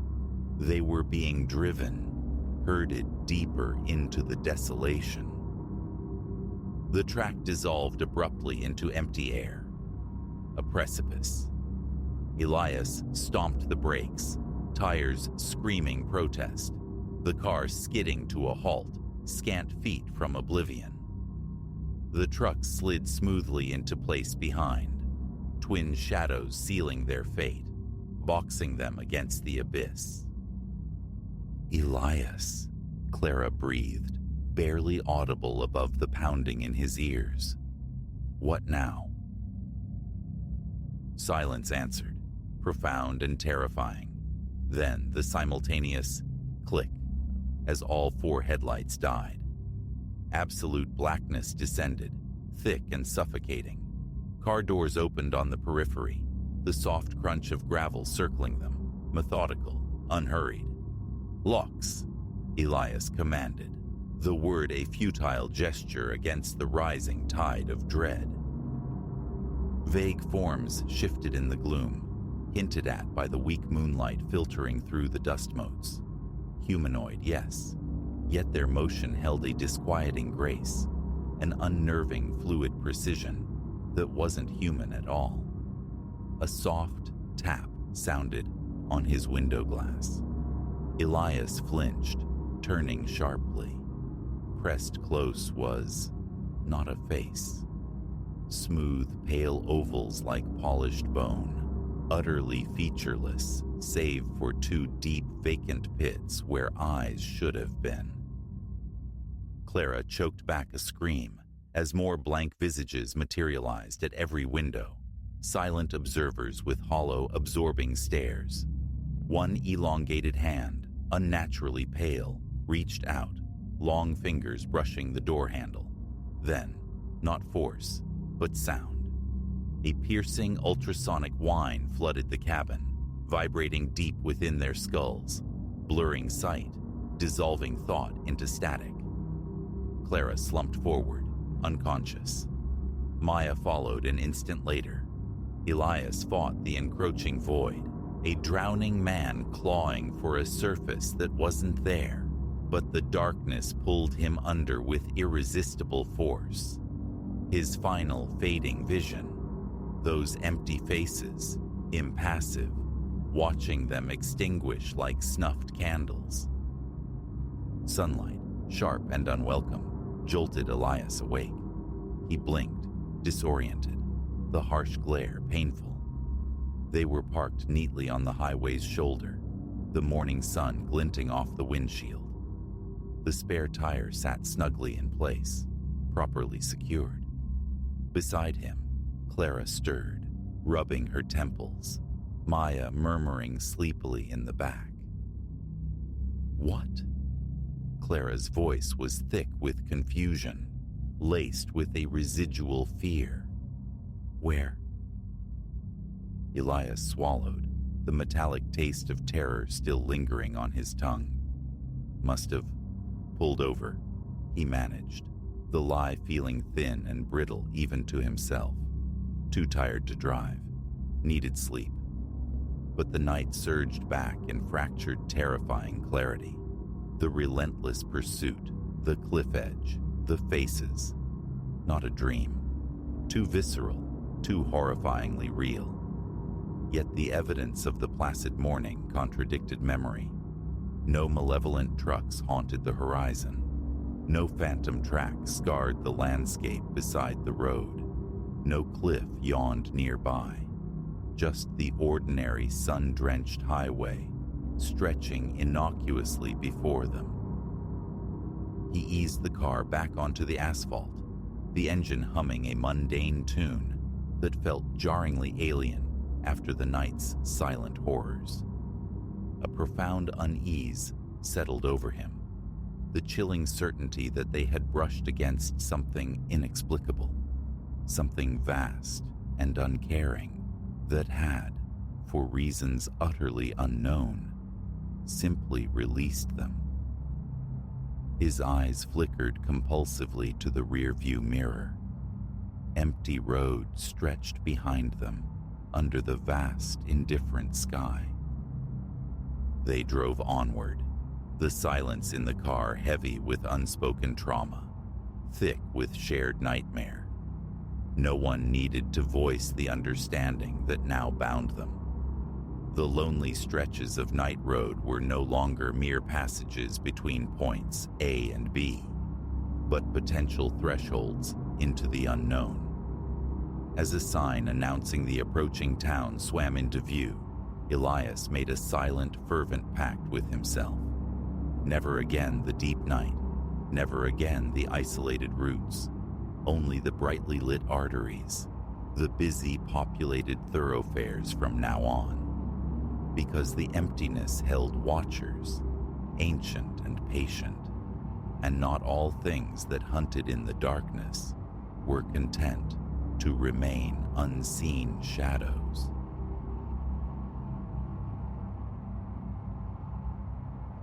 Beneath the inconsistent pulse of fluorescent tubes casting skeletal shadows, the library exhaled its sepulchral quiet. My watch face glowed. 2:17 a.m. Here, amidst the towering shelves and slumbering texts of the university's nocturnal sanctuary, the late shift usually offered balm, solitude for study, a welcome distance from the day's clamor, coin for the lean existence of a postgraduate. My name is Silas. Tonight, however, the quiet felt thin, stretched taut over something else. A prickle, cold and insistent, traced the nape of my neck, an unwelcome premonition that the silence held more than just dust motes dancing in the artificial light. I was not alone. The conviction settled, heavy and unwelcome, a sense of being observed from the labyrinthine depths of bound paper and ink. It began subtly, disturbances almost too slight to register. A single leather-bound volume tilted askew on an otherwise perfect shelf. A lone wooden chair angled away from its table, as if recently vacated by an unseen reader. Whispers of paranoia, I told myself, born of exhaustion and the bitter stimulus of cheap caffeine. Yet, as minutes bled into hours, the feeling solidified, an insidious presence coalescing in the periphery. Around the first hour past midnight, the heavy glass doors had sighed open, admitting a man. Not unheard of, the desperate student, the sleepless academic. But this arrival curdled the air. He carried perhaps 50 years, etched onto a face like weathered parchment, dominated by eyes like chips of obsidian that fixed on me with unnerving intensity. Anything I can help you locate? My voice, striving for professional ease, sounded brittle in the stillness. A slow shake of his head, the unnerving gaze unbroken.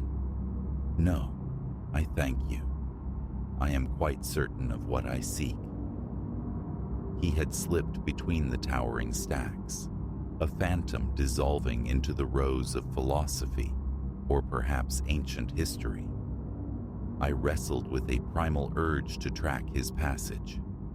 Now, more than an hour later, he remained submerged within the library's belly, and the atmosphere had grown charged, expectant, the very dust motes seeming to hold their breath.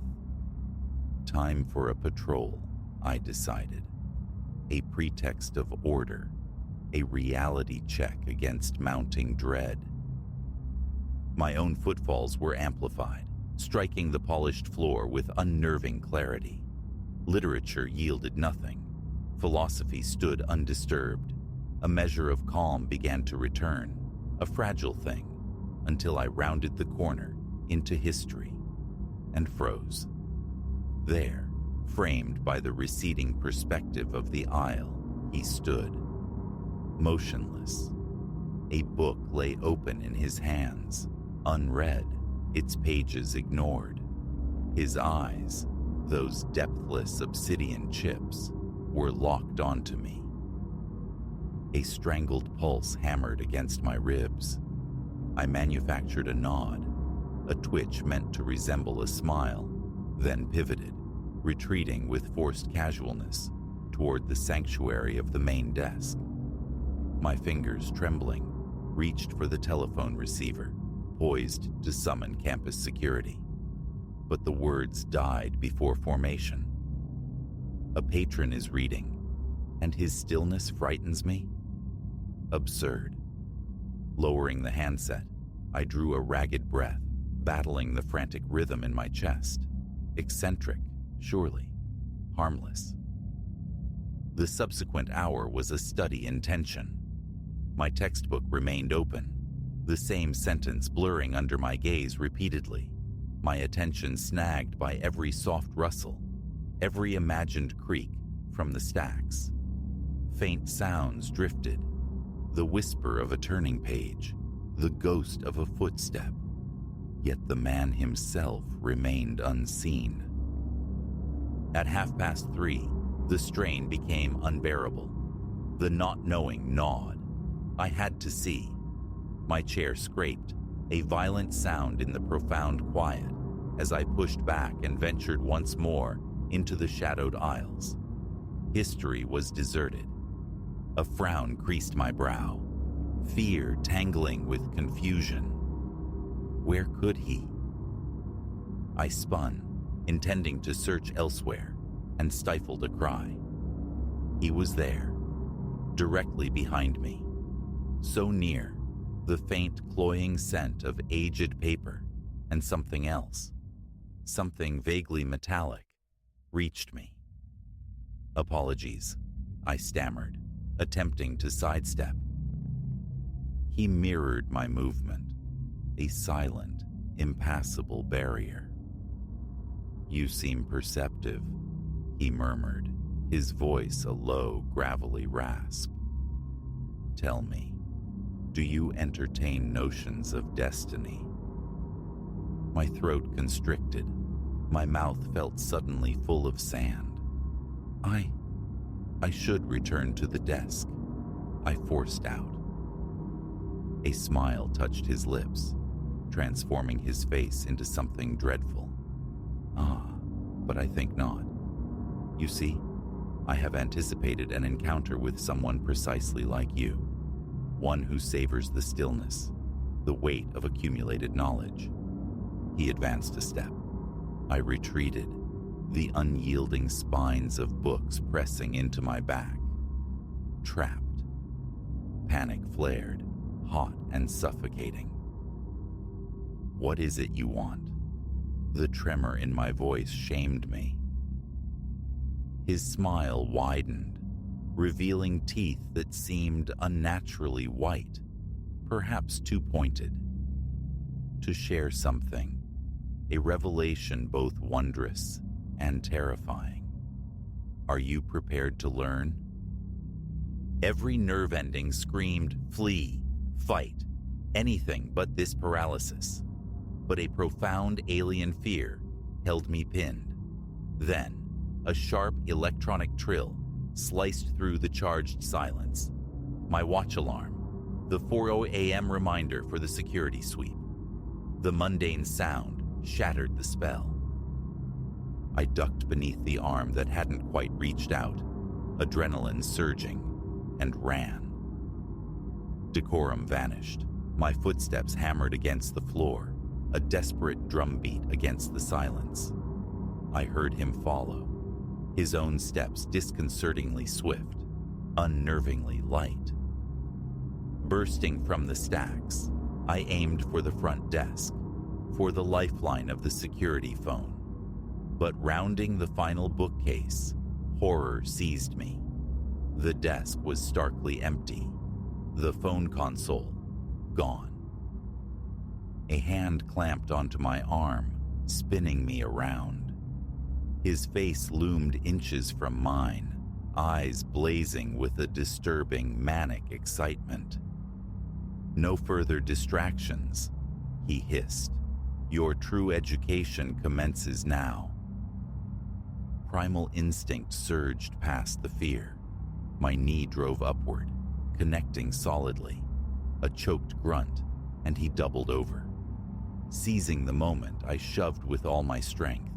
He staggered back, colliding with a metal book cart, sending volumes cascading to the floor.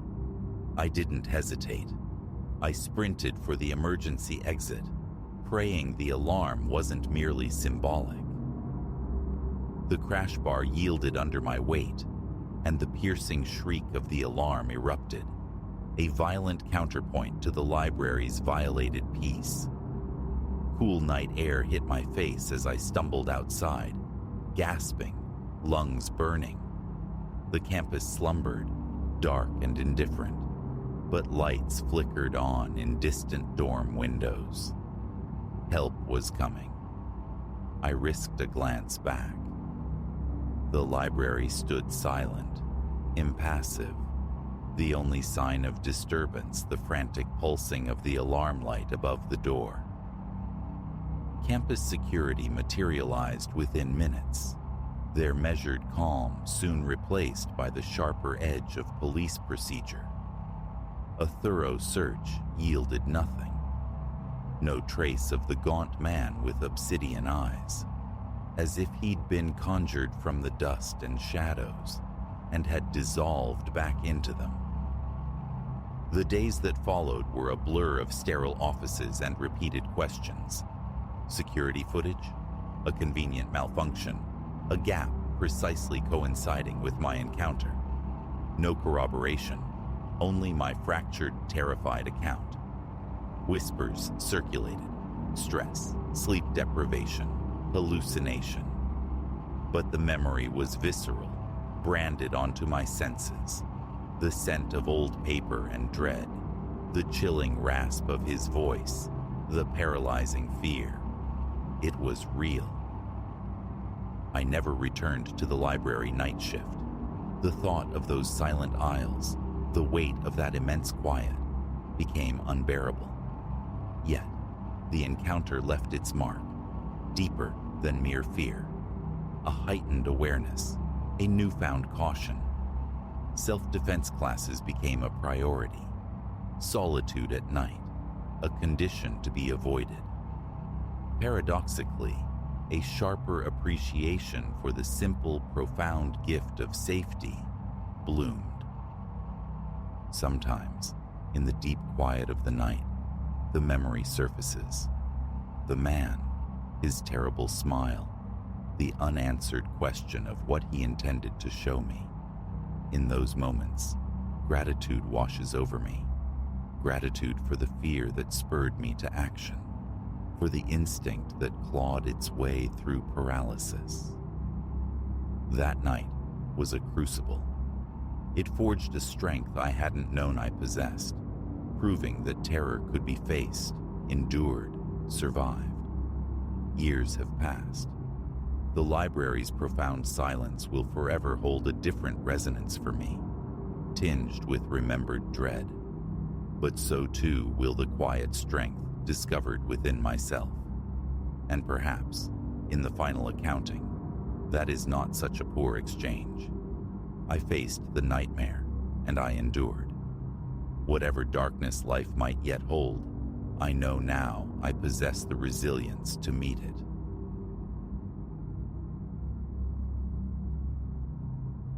Twin embers glowed persistently in the polished eye of my rearview mirror, a constant, unwavering presence across miles of desolate asphalt. Hours they'd hung there, distant suns refusing to set. Initially, a trivial detail on the canvas of the open road. Now, as daylight bled westward, painting the barren expanse in hues of bruised plum and dying orange, a frisson of ice traced my spine. The Leviathan behind me was closing the gap. This solo pilgrimage, this transcontinental odyssey, it had been a siren song in my mind for years. The allure of unbound miles, the rhythm of the road, a symphony of self-reliance. When the chains of routine finally slackened, my faithful old Astra, packed to the gills, became my vessel. We devoured the highway. The initial days unfurled exactly as dreamt. Radio anthems sung off-key to endless skies, detours dictated by whimsical roadside curiosities, sunsets that set the horizon ablaze. But day 4 dawned differently. A subtle dissonance had crept into the melody.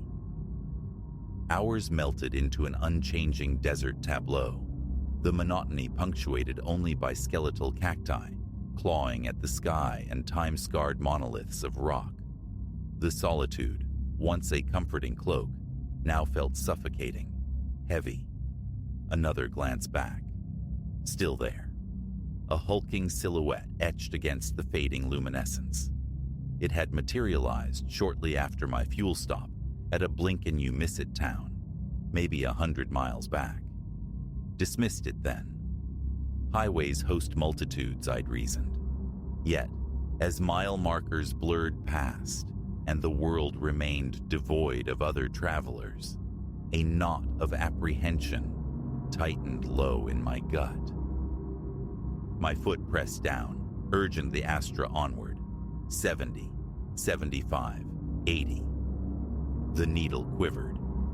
Behind me, the truck mirrored the acceleration with contemptuous ease, a predator maintaining perfect, unnerving parallax. Sweat slicked my palms. my knuckles bleached white against the worn steering wheel. Ridiculous, I hissed into the stale air of the cabin, batting away the tendrils of dread. Just someone heading the same way. Coincidence? The words felt hollow, brittle. A chilling deliberation underscored its unwavering pursuit. A calculated patience that felt deeply wrong.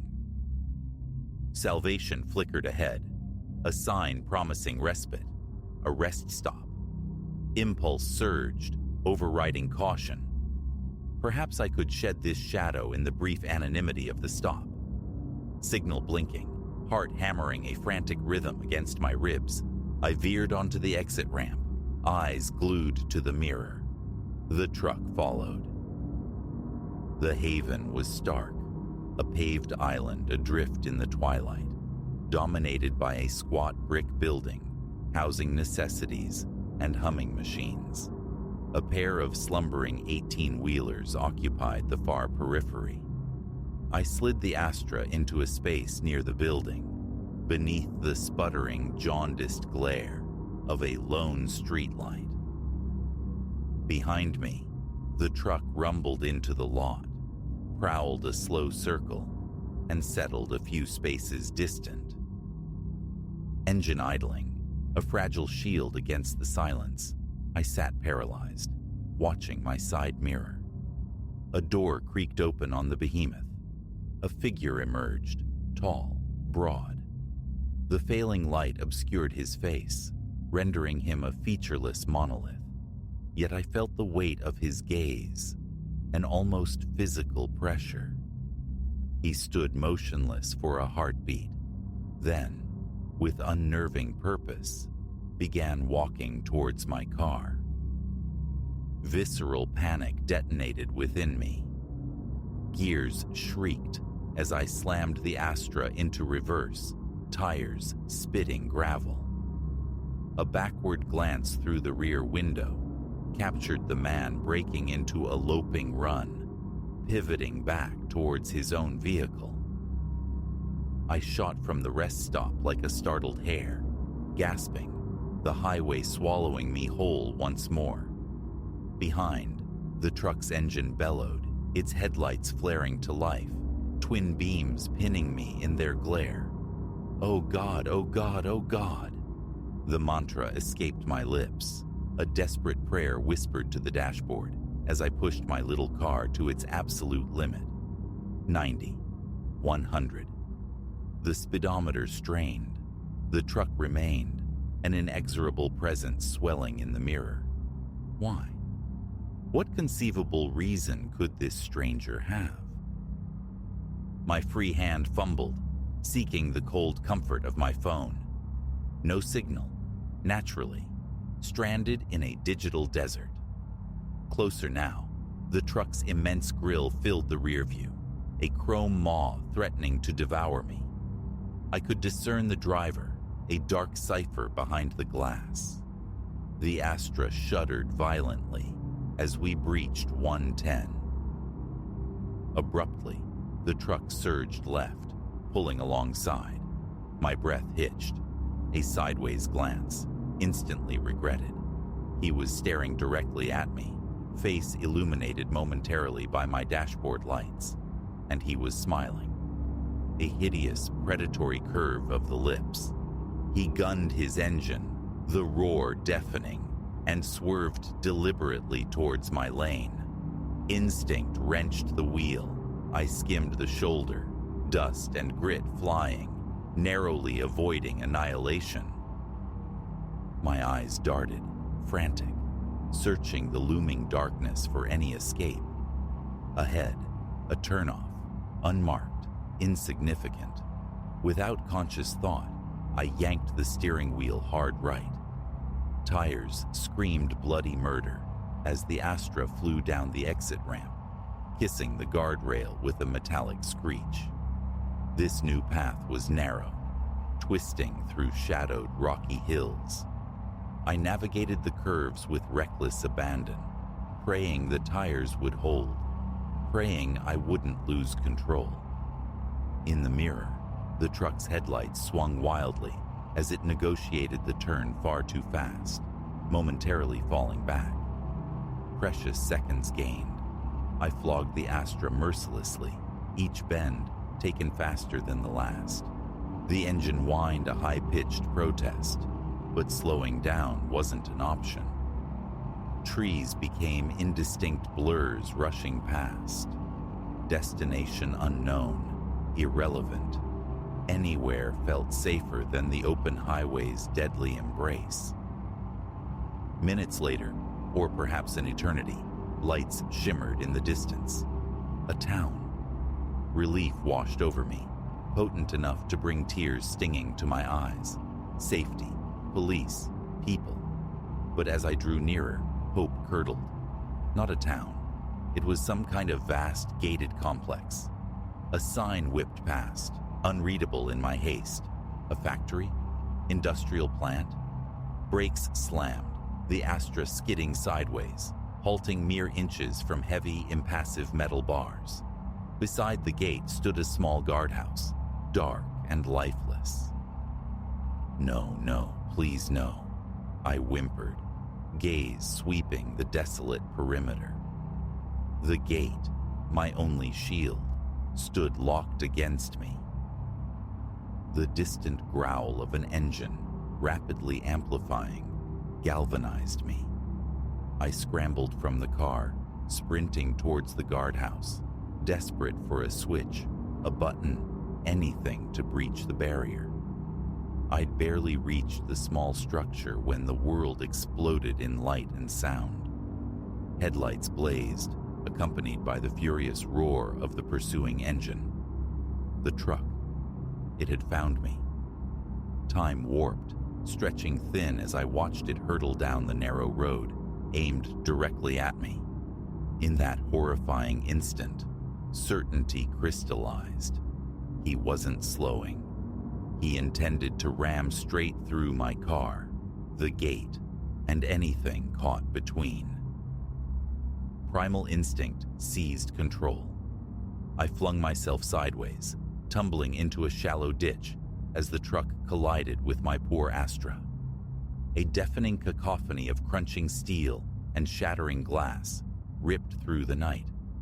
The impact shoved my car violently against the gate. It groaned, shuddered, but held. I lay stunned in the dirt, ears ringing, the menacing rumble of the truck's engine filling the sudden, awful silence. Then, a click, a door opening, heavy footfalls crunching on gravel, approaching. "Come on out now, darlin'," a voice rasped, like sandpaper scraping over stone. No point hiding, just wanna chat. Fear, cold and absolute, shot through me. I burrowed deeper into the ditch, trying to vanish into the earth. The footsteps drew nearer, punctuated by an eerie, tuneless whistle. "Don't make this any tougher," the man continued, his tone unnervingly conversational. "Been keeping an eye on you for days, you know. Just waiting. You're careful, gotta give you that. But everyone slips up sometime." Days? My blood turned to ice water. Flashes ignited behind my eyes. A hulking truck glimpsed at multiple fuel stops. A man's reflection watching me in a diner mirror. Dear God, the signs I'd dismissed. Terror held me pinned, a rabbit frozen in the hunter's glare, even as every cell screamed, "Run."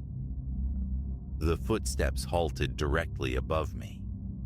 I could see his heavy boots inches from my face, outlined against the faint moonlight. "Found you," he murmured softly, almost gently. A hand shot down, clamping around my arm like a vice. A scream tore from my throat as he hauled me effortlessly up the slope. In the stark moonlight, his face was finally clear. Weathered terrain, eyes like chips of flint, a cruel twist to his mouth. "Let go," I shrieked, kicking, clawing, fighting with the desperation of cornered prey. He was immensely strong, holding me easily at bay. Feisty, he chuckled, a low rumble in his chest. Makes it fun. He began dragging me towards his truck. If he got me inside that cab, it was over. A final surge of desperate strength flooded me. I twisted violently in his grip, leaned in, and sank my teeth into the flesh of his forearm with all my might. He roared, a sound of pure agony and surprise, his grip momentarily faltering. I wrenched free and bolted, not back towards the road, but towards the unyielding gate. Fingers scrabbled against cold metal, seeking purchase, any leverage to climb. I was barely a few feet off the ground when hands seized my ankles, yanking me down. I kicked backward blindly, a surge of savage triumph coursing through me as my heel connected hard with something solid. A pained grunt followed. Adrenaline was fire in my veins. I scaled the fence faster than I knew possible, the barbed wire crowning the top, tearing at my hands, the pain insignificant. I heaved myself over, tumbling awkwardly onto the ground on the other side, the impact stealing my breath. Gasping, I lay there, listening. Silence. No pursuit, no engine revving. Just the frantic thunder of my own heart and the ragged rasp of my breathing. Slowly, achingly, I pushed myself upright. Through the diamond mesh of the gate, I saw him. He stood beside his truck, making no move to follow, just watching me. Those cold, flat eyes seemed to bore right through me. "Better run, little rabbit," he called out, his voice carrying clearly in the still night air. "I'll be seeing you again, real soon." Then, deliberate and unhurried, he climbed back into his truck. The taillights dwindled, swallowed by the immense darkness, leaving me utterly alone. My knees buckled. I sank to the ground, tremors racking my body, the delayed shock hitting like a physical blow. Alive, escaped. But the terror lingered, a poisonous residue coating everything. Bleeding, bruised, trapped on the wrong side of a fence in the vast, uncaring middle of nowhere. One chilling thought echoed relentlessly in the ruins of my mind. How long until he returned to finish it?